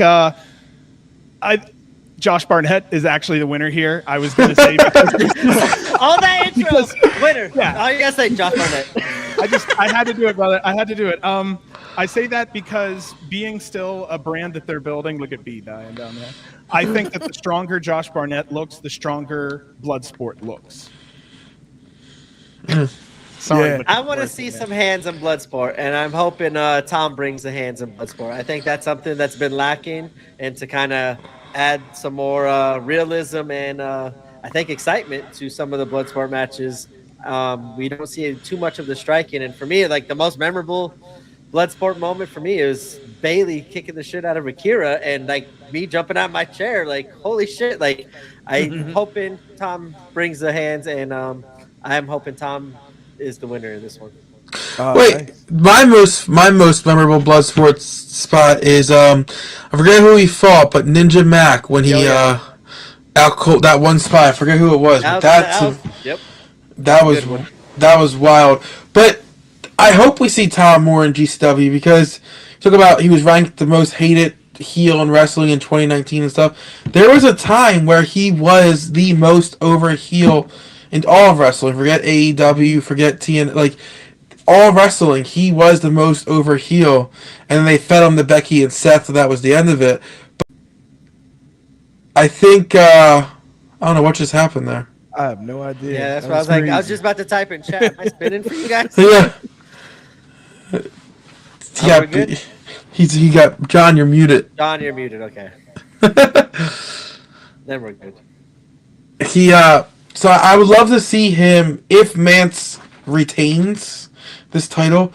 I would love to see him in the Deathmatch Royalty faction, so to say, of the Mance and all of that. And that would be pretty cool to see. Nice. I agree. No, I was looking at a comment. Somebody said it was against Yoya. Yes.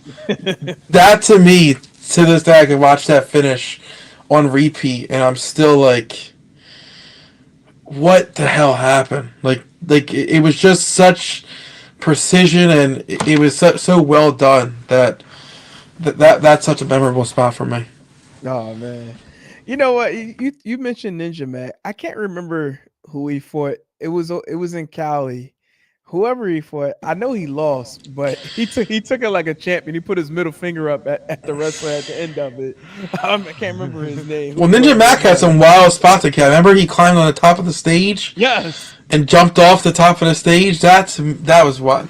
Wow, but this match here has my interest peaked. Oh yeah, absolutely. And I know for a fact somebody think it might be a TNA superstar on here.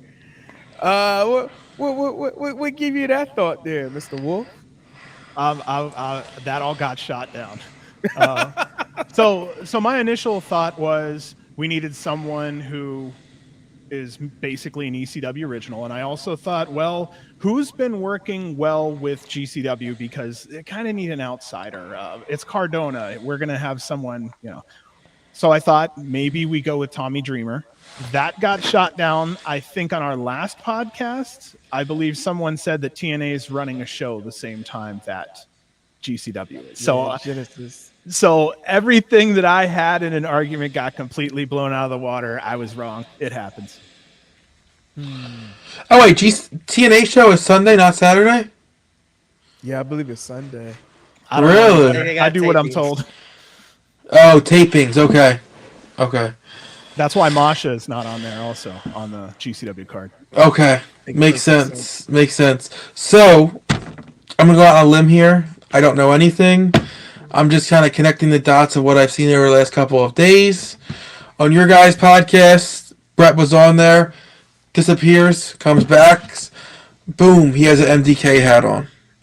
Uh-huh. Today, he posts a picture of him driving, and he posts a picture of National Park, New Jersey, which again, Nick Gage is from National Park, New Jersey.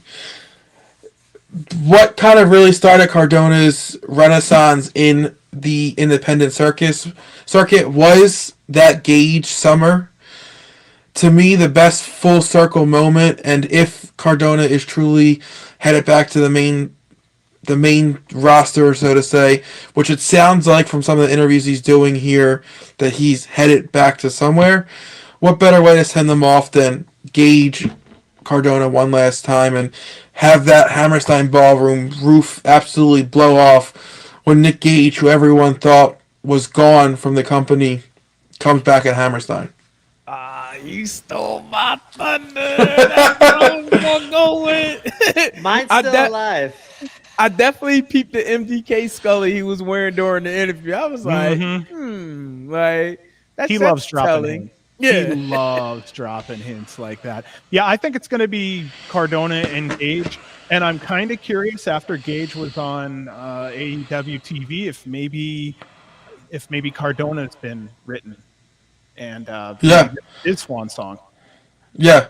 Yeah, no, I agree. I agree because I forget who he was on. I think it was Ariel Helwani this past week, Yeah. and he was talking about how he feels like the roof in Indianapolis would blow off if he came back, and kind of got some heat for that. I just feel like he's been turning up the rhetoric over the past couple of weeks of if I go back, if I go back. When always before it was, well, why do I need to go back? I've built such a big legacy on the independent circuit. Why do I have to go back? Now it's if I go back or when I go back. So I just think he's coming to the end. He's done everything he could independently. I don't think there's anything left for him to prove. I'll be honest, like the way he's going about it is like really strategic and smart. Because like he's creating the vignettes that he don't have to create when he gets to, to the main roster if he does in fact, go back. Like he's already telling that story, so all he has to do now is to actually show up. And if he were to show up in Indianapolis, oh man, that roof is definitely going to go off. And if you do that, woo woo woo, Yeah. like oh man, it's definitely going to go off though. But B, who you speculate might be the mystery opponent for Cardona? Woo, woo, woo. I think it's gonna be Jimmy Lloyd. Oh, that's such a good choice. I would love to see like Good swerve maybe just Jimmy now. comes out like earlier in the pre-show, whatever, gets like tossed out, something happens, like he gets mad, and then like later we get the Jimmy Lloyd song. Like that thing, if that music plays at Hammerstein, I think that would be a cool moment and a cool pop because we haven't heard that song in a while. I think we all want to see Jimmy get a cool moment in Hammerstein because we don't ever talk about Jimmy ever in GCW. And Cardona, I think he would be absolutely down for knowing what he's done and what Jimmy's been doing work for. Like kind of when Cardona's not there, Jimmy's carrying Cardona's load and helping him out. So for me, that's what I would do as a cool moment and make the fans happy. I think mine's out of left field. I kind of agree with you guys. I think it is going to be Gage. And Joe, I like how you explained it because when you first said that, like my face, I'm like, again, like I don't want to see this match again. I feel like I always see Cardona and Gage like when they were more active. They've had so many matches against each other in tags and singles. I get the moment, and you wrapped it up perfectly, which makes me, if that moment does happen, I'm more happy for it than I was going into this podcast. Wait, quick follow up. So if it is in fact Jimmy Lloyd, does Jimmy Lloyd actually get the rub by getting the win over Matt Cardona and Hammerstein? We got to think it's a 12-card match. Cardona already had his Hammerstein moment. God damn it! It's gonna be Jimmy. It's Daniel Bryan versus Kane at WrestleMania. Like, for me, that's what I would do if I was booking it. Like, just to give Jimmy a point. I'm like, Jimmy with this new deathmatch scene that we kind of get some new faces and some familiar faces back, and it's going to be revitalized. I think a lot. Jimmy would be a great aspect in that. And fuck your deathmatch royalty. I'm the deathmatch king here. I was just Gage. Who knows? Yeah, I was just doing some research of when that initial contract was done. Yeah, It's expired. It expired, yeah. So that happened on 3/12/2023, but it happened in New York City. That was I thought it was in to this December, damn Joe. date, man. I was way off. I feel like it's been longer than a year, and that's why I think he played his role and elevated himself. And now it's been almost 2 years. As of 23, yeah, 23, it's been almost 2 years. So that's for me. That's just me as a give a reward back to the fans and Jimmy because it's gonna be Jimmy. Yeah, he's on the card. Interesting. Yeah, it's going to be Jimmy. So the telltale sign will be if Jimmy is in that scramble or the battle royal in the beginning of the what are we calling it? The kickoff show. If he's not in either kickoff show match, then this is Jimmy against Cardona. This is where I think the finger poke of doom would come in. This would be one of those stupid, corny ones where Jimmy. No, I think this is the face turn for Jimmy. I would love to see that, but I wish they would have done something storyline. You know, like I think this Cardona is the pushes time to him do after it. a Why match, not? you know. Hey, I'm Jimmy for comes it. out, doesn't cut the normal bullshit promo from. Hey, I can see them both coming out, and Jimmy like standing behind, ripping off his deathmatch royalty. Yes. And then you have the blood white in the pants, and like you hear Jimmy Lloyd's music, and like Cardona, like what the fuck, and boom, like for me Use that's what my I would do. protege. Exactly. Like I'm tired of your shit. Or what is the status of Steph? Is she still out? Yeah, Yeah, she's she's gonna be still out. out. For Okay, she's out for a while. Okay, yeah. Healing. That I mean, if it's not Gage, I would be perfectly happy with Jimmy. I love PCO. Jimmy, I make Gage. I love PCO, but I don't want it to be PCO. It's You know, not a cool enough name to make up for if you're making up for the first Hammerstein. For my Yeah. as a fan that was there. yeah, it doesn't make much sense. Like like Brett, the past couple of years, have been really big on telling a story when other independents aren't telling stories. Well, what is the story here? So to me, that would be it. You know, this is really wild because if you think about it, this is so GCW. This is so Brett. He has to sell a card with a main event we don't fully know yet, and then he has to sell a card with his marquee performer without the marquee match. He doesn't have anybody to, market. This is kind of wild if you think about it. That's an uphill battle and still sold the place.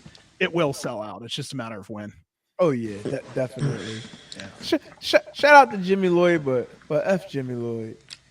And I counterproductive like argued my own argument. Like I think it needs to be a big name, but I think for the fans, do Jimmy Lloyd, but then you get the Gage at the end and still make the fans. I'm all for just making everybody happy, like multiple endings and everything. That's why that's my envision of this Hammerstein. Yeah, but for GCW fans, Jimmy is a big name.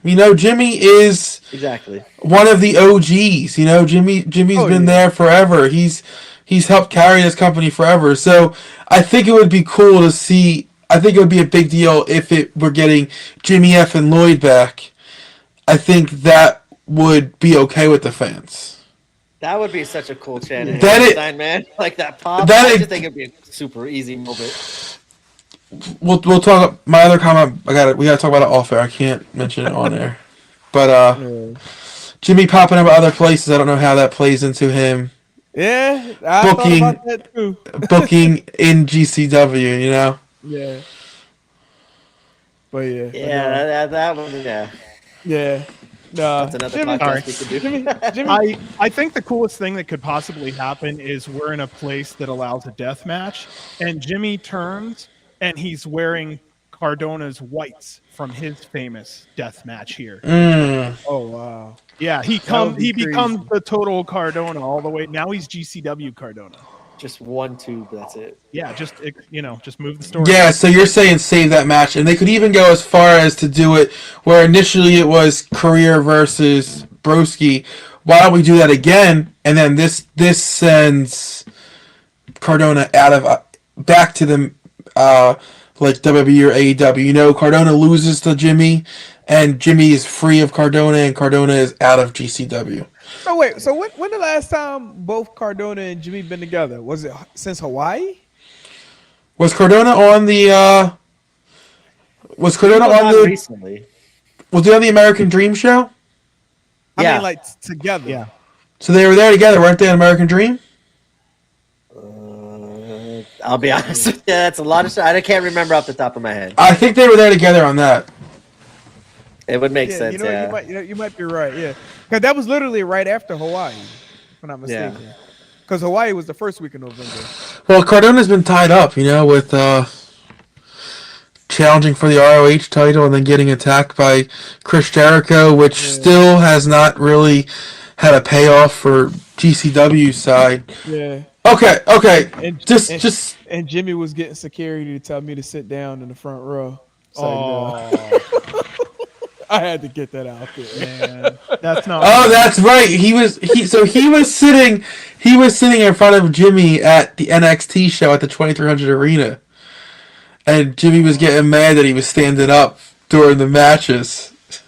So he got told to sit down. It's Jada Parker and Lola Vice. Who gonna sit down? What if the whole AEW versus GCW was a hoax, and this ends up being Ricky Starks? It should have done. I think it should have happened at the Ring of Honor show. Okay, Joe, here we go. What if Ricky Starks is trying to get fired, so he shows up at the GCW, works the motherfucker anyway, and then says, "Okay, what are you going to do? What are you going to do? Yeah. Cannot book. My fucking contract says that I can work these things. If you don't say so and you don't like it, fire me." Yeah. I mean, there was even a video that came out today of a fan on Wednesday night who had a sign that said, "We want Ricky," and she asked Tony Khan to sign it, and he flipped it over and signed the back of it. He refused to sign the front of it. That would be ballsy by Ricky, but what are you going to do? But the only problem is it would absolutely blackball GCW from getting any signed AEW talent in the future. At least right now, there's maybe hopes that can be rekindled if it wasn't a work. If you do that and you go through with it, all bets are off. I think it's a work because Cardona video had Ring of Honor clips in it. I think it's a work. That's just my thought. I think that was Cardona's own personal video, but like if that's a work, you're costing Ricky a couple of dates because yeah, he had a couple bookings, you're right? Costing some money there. Like that's something dangerous on Tony Khan's part there. Yeah, he had some bookings. If I'm not mistaken, Brett said he had a couple shows lined up with them. Yeah. All right. Yeah, we definitely went way long on the mystery match, but I'm looking forward to it. There's so many options here, you know. It's like ice cream sprinkles. I think. No, I feel you. But we got the steel cage match with Charles Manson going up against Richard Holiday. I'm going with I said Charles Manson. I meant to say. I mean, it's not far off. Right. But no, I'm going with Charles Mason. Getting the win. B, who you got? We're gonna go. I B, like that John, picture there. I never Joey. noticed that key there. I wonder if that's gonna have any play into the match. A little key where? Steel cage. On his tongue. In the mouth. Yeah, I never noticed that. That's a cool little picture. I don't know. Wasn't that the key he used to break out of prison? Oh, could be. Yeah, there you go. Now that little ass prison. I'm going for Mason here. I think Pero needs to just destroy them all, actually, and go in his own way. But I would like to see Pero kind of get a little rub here from this match. But Mason, in my opinion, should win. Mason's a face right now. The fans love him. I think it's another feel-good thing. Have him whoop the piss out of Holiday. I like the idea. Which is so funny you just said that because yesterday Brett was on a Twitter live talk about like the tickets being opened up, and he even said that like it's crazy to say that a guy that's built up his character as being a serial killer is now the face of a match, which is mind blowing. But I agree with you. I think Mason wins. I think Pero goes back with Mason because he's also loony and he plays that part. So I think Pero helps. Pero somehow breaks in the cage. You know, you think he's gonna hurt Mason, and then he turns on Holiday and helps Mason win. I think Mason wins this match. Got you. Man, we went through that one quick. Yeah, right. It's unanimous there. Next up, we got the NYC OGs going up against the Real Effing Pros. Any thoughts on the mystery? Well, it's been announced. It's Amazing Red. Oh, it was Amazing Red. Damn, I'm tripping. My fault. You're good. So, y'all want to do a prediction on this one, or y'all just want to go to the next one? I think we can go quick. I'm gonna go with the heels here. I think this is one of these times where the heels need to get the rub and get the heat, and you got to have heels win at some point in the night. They're legends. I think they'll mind doing the job, and Kerry Morton and Griffin McCoy will, I think, shine here. Me, I'm getting right with Jesus. I'm going to tell you right now, I want the good side. It's New York City. You want the the hometown fans to have their moment with their G's. I think this is the way to do it. I'm going with the heels also. If we're about building up the next wave, and I don't think Homicide or Grimm or Amazing Red need the win. I think it does much more for the heel side to get the win here. And what better? What better? Morton and McCoy. Yeah, exactly. And well, you could easily have the fans still happy if after the match the heels keep trying to beat them down and the faces Yep, run them out. and or Get an ECW legend show up. It's the perfect spot for Sabu. Yep, Sabu. To come out and help the faces clear the ring and everyone's happy. But I think the heels need this win. Yeah, I'm going with the heels as well. I don't think the NYC OGs, really need the win. I think with their presence alone is going to get over with the fans. As long as they they get their go home happy, be able to wave to the crowd at the end of taking their L. I like Deppen, Morton, and McCoy. I think it's time for them to really take that next step as far as their grouping alone, but as well as in their respective careers. So I think this will be like the stepping stone as far as taking that next wave into their career with GCW. So I'm going with the real effing pros to get the win. Okay. Ratty Daddies are going to need some people to defend those new tag titles again. Yep. The real question of this match is if Grimm fights the entire match with a blunt in his mouth. He should. That's the real question. But yeah, I don't know. NYC Popo might be right there. Like, wait, it's legal in New York, isn't it? It is, but I don't know if they can actually do it indoor. I mean, shout out to Ruckus, here in Philly, you don't care. So I'll side with you guys on one thing. If I look at both teams, it seems like Kerry Morton and Griffin McCoy need the shine more than anybody else in this match. So it would give them a nice push. The veterans would get them over, and then, like you said, maybe give them a beat down to push out the bad guys at the end. Everybody celebrates. Everybody goes home happy. Yeah. No, I definitely can see that going down. Next up, we got Los Desperados going up against Super Crazy Tajiri and Little Guido, pretty much the ECW Hall of Famers. I think I'm gonna go with Los Desperados on this one to get the win. Again, I think this is another situation where the ECW faithful don't necessarily need to win. The presence alone, will get them over. I will say, I'm not even gonna say, I did just see Super Crazy not long ago, and I was like, wow, this is not better than you thought, though. Yeah, all three of these guys can still go. Yeah, but just not the Super Crazy that I remember back in ECW. No. He's more like super glue now. He's held together. No. I'm gonna go with the ECW just because of what we said for the previous match. I don't think in both 6-man matches you can have, the OGs lose. So I think you gotta kind of pick and choose which one the OGs win, which one the OGs lose, and I think the ECW OGs win this one. Great point. That's a great point. You almost kind of finesse me to go the other way now on this one with Super Crazy to Jerry and Little Guido. No, I'm gonna stick with Los Desperados though. But overall, this match is gonna probably be wild, and we gotta see a Tajiri miss spot. But this match is gonna be good. I thought I lost my other vote there. Stay with me, bud. Yeah, I think Los Desperados are gonna work their ass off to make everyone in the match look great.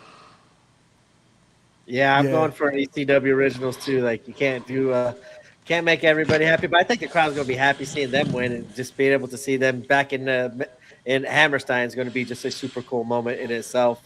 But we talk about match of the night, and we're probably going to get to that match coming up here. This was my match of the night at Hammerstein, the first one, the trios match that the Loco, the Lucha Trios match. It was spot on, not a missed spot in that match. It was awesome. The crowd was just like, what are we watching? And I'm really hoping and excited to see what Gringo has up his sleeve for round 2 here. Yeah, that spot where they did the chicken fight with all 6 men was wild. So I gave my son a free pass that night to cuss because it's GCW. His first time he decided to use it was at that spot. He turns to me and like, "What the f was that?" I'm like, "I don't know, but let's find out." And that match was fun, and I can't wait to see this one. Yeah. Oh, snap. Next up, we got the GCW World Tag Team Championship. Violence is Forever defended it against the Garbage Daddies. B, who you got? Garbage Daddy's time. This is long overdue. I think this is going to be an awesome pop, and can't wait to see Alec Price and Cole Radrick get that moment at Hammerstein and lead into new tag division and get some new opponents and new blood defending those belts. Joey, who you got? All right. I say the same thing as we had earlier. Strike while the iron's hot. Garbage Daddies are incredibly popular right now. Why not go with it? Yeah, no, I agree with this. John, was it me and you talked about the brass ring and Yes. what the rules were for it?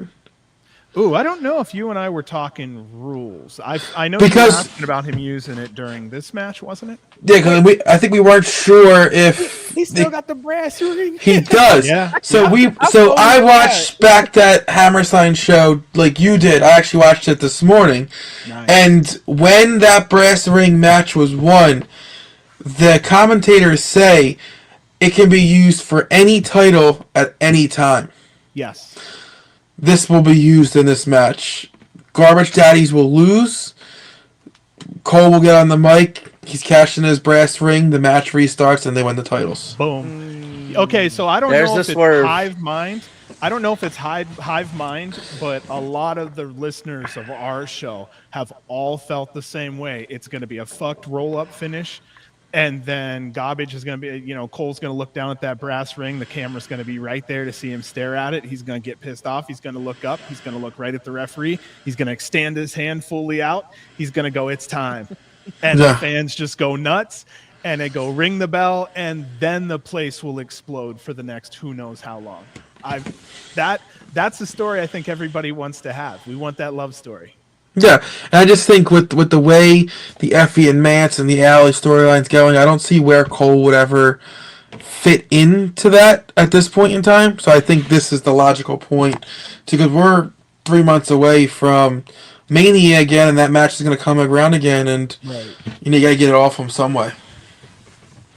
Good point. Good point. I like Violence is Forever though, man. Like, they're like a classic tag team, right? Yes. Like they They're- feed off each other. They don't do anything like crazy, but like they're just so solid, they're my FTR at GCW. Yes. Like, man, but I gotta agree with all of you. I think Garbage Daddies is probably gonna get the win. Damn, I totally forgot Cole still had that brass ring. Damn, it's really Remember some of those wild spots that happened like right by her feet, Hawk? Yeah. When they missed, was it Mr. Danger? He missed the pile completely. Yes. Oh, that sucked. That poor guy. That was wild. He busts his ass. I'm looking Yeah. forward to seeing him succeed. I was surprised that he wasn't added into that ladder match. Same. I'm hoping I thought there'll he- be some more people added there. It's possible. Yeah, because GCW always good for the clusterfuck. So I wouldn't have been shocked if he did a spot off one of those, the first balcony. Like, he's that crazy. oh man, he do that, but dude, like you the goat. Like, you got it. I don't think New Jack went that high. He might have, but yeah, that'd be crazy if he go to the second balcony. But, No, not the second balcony. He's death. I said the first. I said the first. The second balcony could kill you. Go up top. Yeah. I'm over here Listen. triple dog daring him. He's he's jumping from the "if Cena wins we riot" spot. Like, right. Look where Raw and SmackDown was chilling at during the ECW pay-per-view. oh, I don't even think that spot's open anymore, bro. I think they closed the third balcony. Word. Damn. Like Hammerstein overall doesn't open the third balcony anymore. That'd be wild. He did that. Like, listen, man. Like, you the truth. Give him the title. Give him any title he wants Right. at that point. Like, look, everybody buy his merch. But next up, we got Sydney Akeem going up against Vikingo. This is actually a good one because I don't think Akeem has lost since he's been in GCW. No, sir. No, sir. He hasn't, but doesn't Vikingo have some like Vikingo is signed I think with AAA, right? And Conan, they have some weird agreement where they're kind of in control over his wins and losses. So it's interesting across the board what's going to happen here. Yeah. In that case, I'm gonna go with Sidney Aki. Maybe we see a Sabu Rey Mysterio type finish from One Night Stand 2. Maybe, or we get somebody that might just interfere and end up being a no contest. Yeah, that could happen, but I would be more happy just for these two men because of what they're probably going to do in the match. Yeah. If we see that type of a wild spot where neither man can get up and they both just stand up in the middle of the ring and hands are raised and the match ends. Yeah. All right. I mean, we ain't doing that. We picking here. I'm gonna pick Sydney then. I'm going with Sydney too. God damn it! Right. Somebody gonna break. No, that's a bullshit comment. Why couldn't you just let me say? Why couldn't you just let me say? I want everyone to win. Right. As long as they have fun. Wait, that's like the dude at the ICW show. As long as everybody has fun. Yeah. Okay. Meanwhile, it's crack him in the head with a glass tube and shut up. Right. I said, yo, it's a chain rope match. You talking about everybody win? Get out of here. You guys are gonna hate my answer then. Who you got? It must. So I got Sydney winning this, but I think the winner of this one is not as important. I think the meat of the match is going to be more important. 98%, what's important in this one's going to be what goes on bell to bell. 2% who wins. This is actually everybody's going to have fun and the fans will win. That's why you guys were laughing. I'm like, shit, that's what I was going to say. Everybody have fun. Everybody have fun. Dude, I'm on the bright side. I'm not chaotic neutral anymore. Oh my gosh! Nah, I got Dungeons you. and Dragons, sorry. Got a role-playing game joke in there. B, who you got winning this match? Since I can't take the easy way out, and I think everybody should win and have a tie, I am going Vikingo. I think the contract will come into play in this match. Unfortunately, they both are undefeated. That's what I was quickly looking up in GCW. So, while I would like to, if that's what they want to keep them both undefeated, have a cool little draw, as Joe said. But yeah, I think Vikingo the contract plays here. But I think every match on this card, I think I said this a couple months ago. I want it to be gifable and clippable and go viral, especially with TikTok ending. Why not? I think Brett made a comment of that yesterday on that Twitter space. I think this is going to be probably the most talked about match, or one of the most talked about matches all night, just based off of stuff they've never seen before. Definitely. Yeah. Next up, we got Joey Janela going up against Masato Tanaka. I'm going with Janela to get the win. I know he's been chasing this match for some time, and now he's finally. Actually, you know what? No, I'm gonna take an abrupt stop there. I'm gonna go with Masato Tanaka to win this because Joey's been chasing his match for so long, and now that he's finally going to get it, he's going to come up on the L side, but he's still going to respect Masato Tanaka at the end. You know what I mean? Hold his hand, shake his hand, and everything. I'm going with Tanaka, going with getting the win. Joey, who you got? I'm gonna go Janela here. He took the loss to Cardona at the last Hammerstein show with an absolute spot fest of run-ins. We had Swoggle and Brian Myers and just some X-Pac. It was just wild. So I think Janela wins. Yes, Virgil. I forgot about that. And Stackhouse, I think, was in it also. And the lawyer, I forget his name, but he was in it also. Yes. Mark Sterling. Yes, that was a spot fest. But the guy used to be with Jungle Boy and Luchasaurus. Oh, Marco Stunt. Yeah, that match was wild. But I think Janela gets the win here.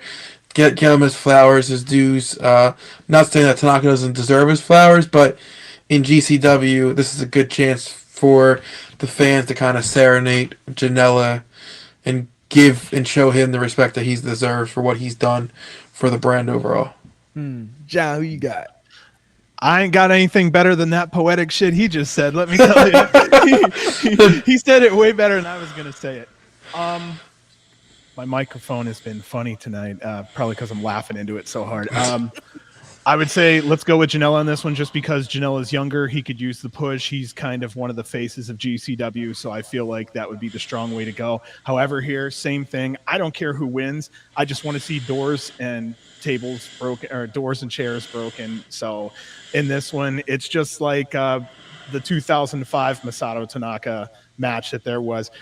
It doesn't matter who won. It was just a slugfest, and the weapons were breaking everywhere. So I'm more into just seeing who's going to break a chair over whose head the hardest. And for Lee, once, who I'll you try to got? keep it short and sweet here. I think Joey is going to win as well. Tanaka seems to be taking some L's here lately and giving back, and I think this is the one for Joey. Since, as Joe said, you lost that first Hammerstein, I think this is Joey's moment for his flowers, and I think this one Joey's going to try his damnedest to, I think, stay just as clippable and viral as some of these other matches on this card. So I think he's going to come out with a point to prove here as well. Okay, everybody going with Joey. I'm going with Tanaka.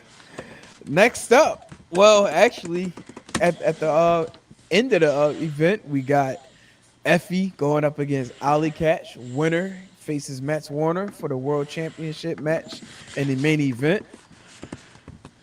B, I'm gonna let you kick it off on this one. Who you got, and who you got to face Mance?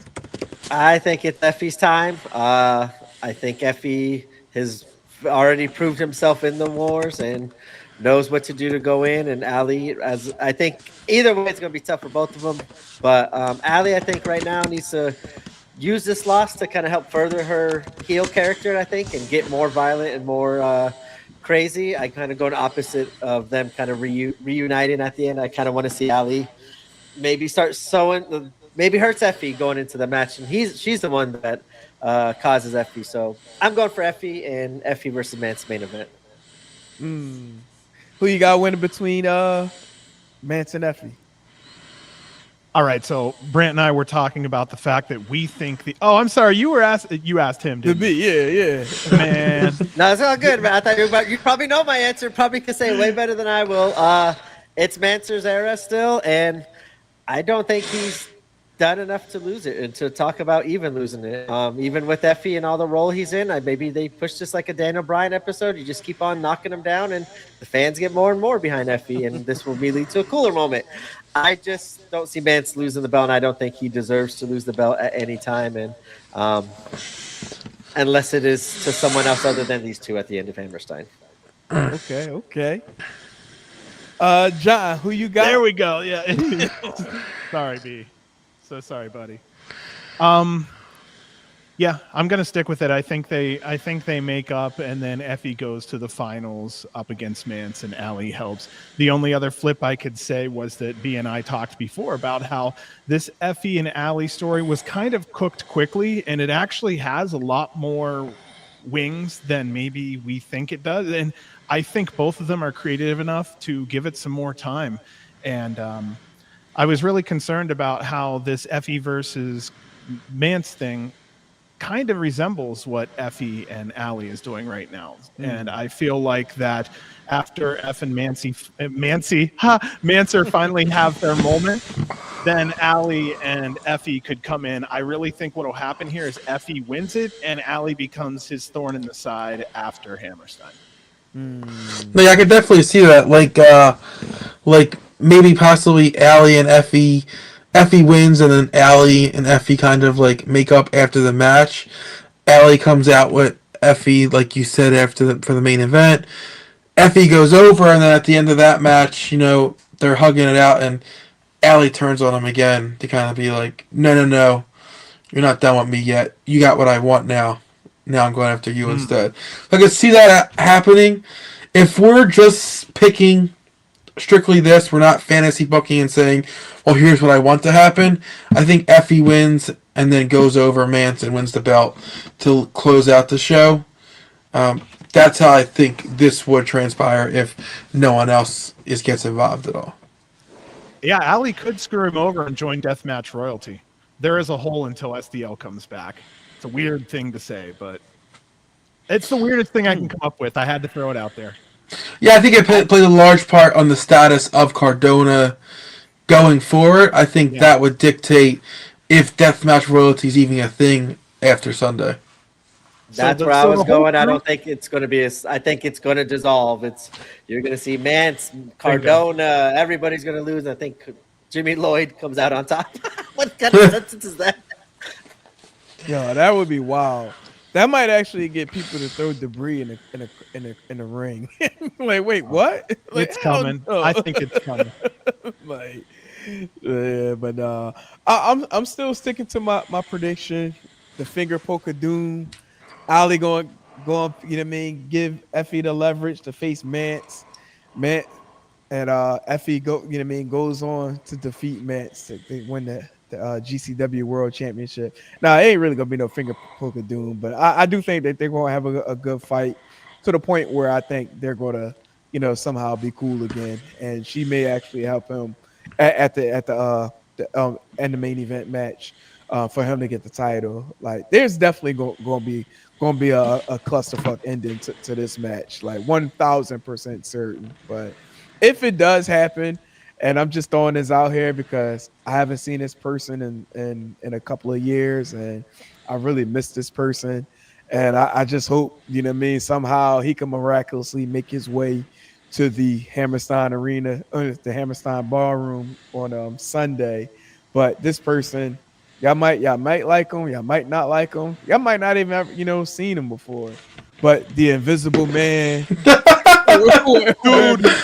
someone else said that shit too. They said that maybe the Invisible Man gets involved, and then Invisible Stan comes out and interferes, and they have their own fight. Yes, that was one of the most well put together matches I think ever. The Invisible Man versus the Invisible Stan.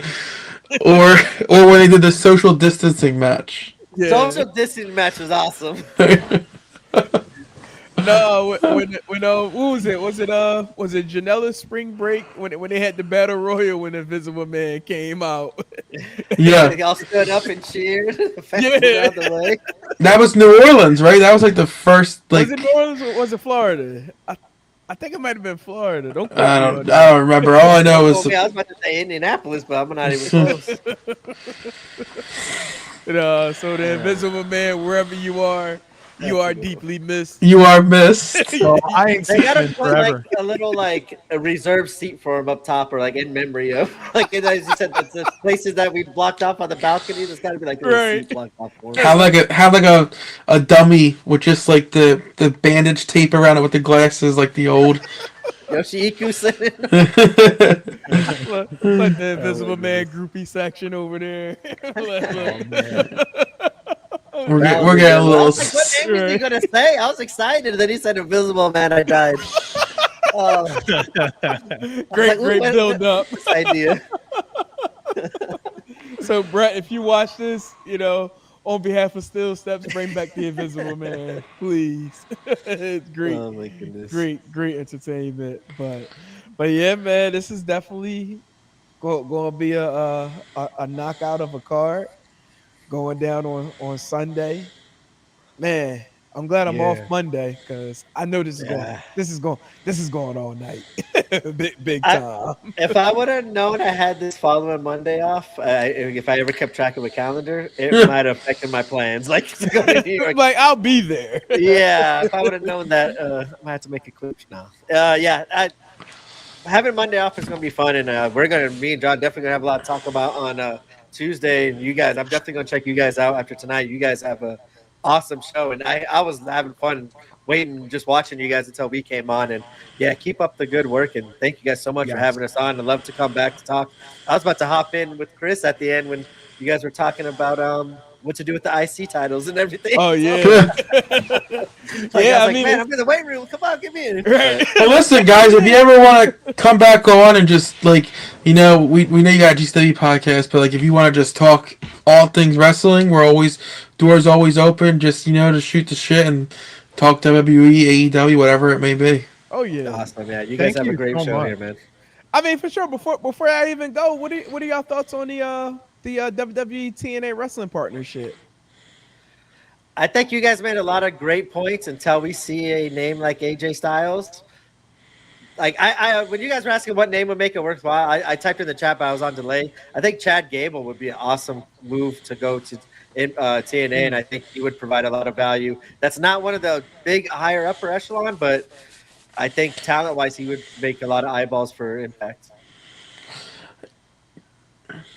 Okay, I'll just say that again, GCW and TNA were working a little bit together off and on. So I like that goodwill. So to me, it feels like a middleman between GCW and WWE, just like Josh Barnett is. And I'll take any spider webs that will capture WWE in any way possible, in any how possible, especially with the AEW situation.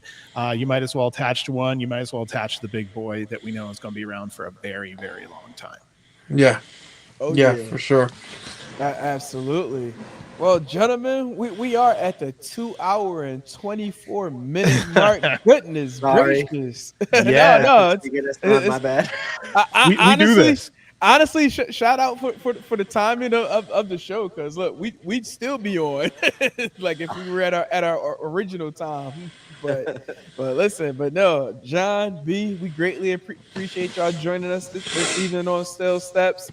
To those that are watching, where I mean, I know y'all have your respective platforms. In the titles. I'm sorry, saying the titles in the profiles. But if anyone want to check into Game Changer Weekly, where can they find y'all? At Game Changer Week, and B, you can go next. I don't want to announce him. I got my tag down there, but I think other than what we have down low, Body Slam on YouTube, bodyslam.net. Check out that YouTube channel, and we're on there every Tuesday night. And John, I was waiting for you to give your fantastic. We're on all the Apple, Spotify, YouTube, all these things. Yeah. Anywhere you can find your podcast, we are on there as well. Yeah, I blew a gasket trying to do that whole Scott Pestick talk. That was. We'll give you a break. Yeah, man. But no, we're really thankful that you guys let us come on. We're really hopeful we were good guests. You can see why our shows go so long. The minute you have us on, your time just, so but yeah, ever so thankful for everything, our podcast brothers. Appreciate you. Yes. Oh, thank you guys so much, man. We greatly appreciate y'all joining us, this evening, and for future shows. So definitely we'll have your guys back. Whether it's GCW or just talking pro wrestling talk in general. Our platform is here for y'all as well. So Joe, appreciate Joe's game. y'all. Both of you probably be game if we can jump you guys on sometime, right? Yeah. Oh yeah. Yeah, for sure. Definitely. No, for sure. Okay, cool. Joe's good luck too. Every time he's been on, Brett jumps on. So I don't want to take up your guys' time. Joe, I apologize for every time because you're like always the nice and grateful one that gets out, so that way we could get him in. And I promise next time it's not going to happen. Like you're good. People that always leave, you guys are staying next time. But yeah, thank you so much for every time you come on, man. Listen. Last couple times I was on your show, you the one guy I could tell you guys were getting a little annoyed, but you were being respectful hosts. So I applaud you guys for always keeping it professional, even when some guests are maybe not the best guests to have on the show. I can't complain about him. What I just did. Yeah, it's just nobody's perfect, and we always try to give everybody that. Maybe someone like I reverse my words or I cut off people, unfortunately, when I'm tired. So I think maybe someone's tired, maybe someone lost a job, had a bad day, their lady left them. You're piling it on there. Like I said, I'm just trying to be good in this. Give them the best we can. Try them out once or twice. If they're happy and we're happy, great. If not, then we keep moving along so that we don't disrupt the group. Yeah.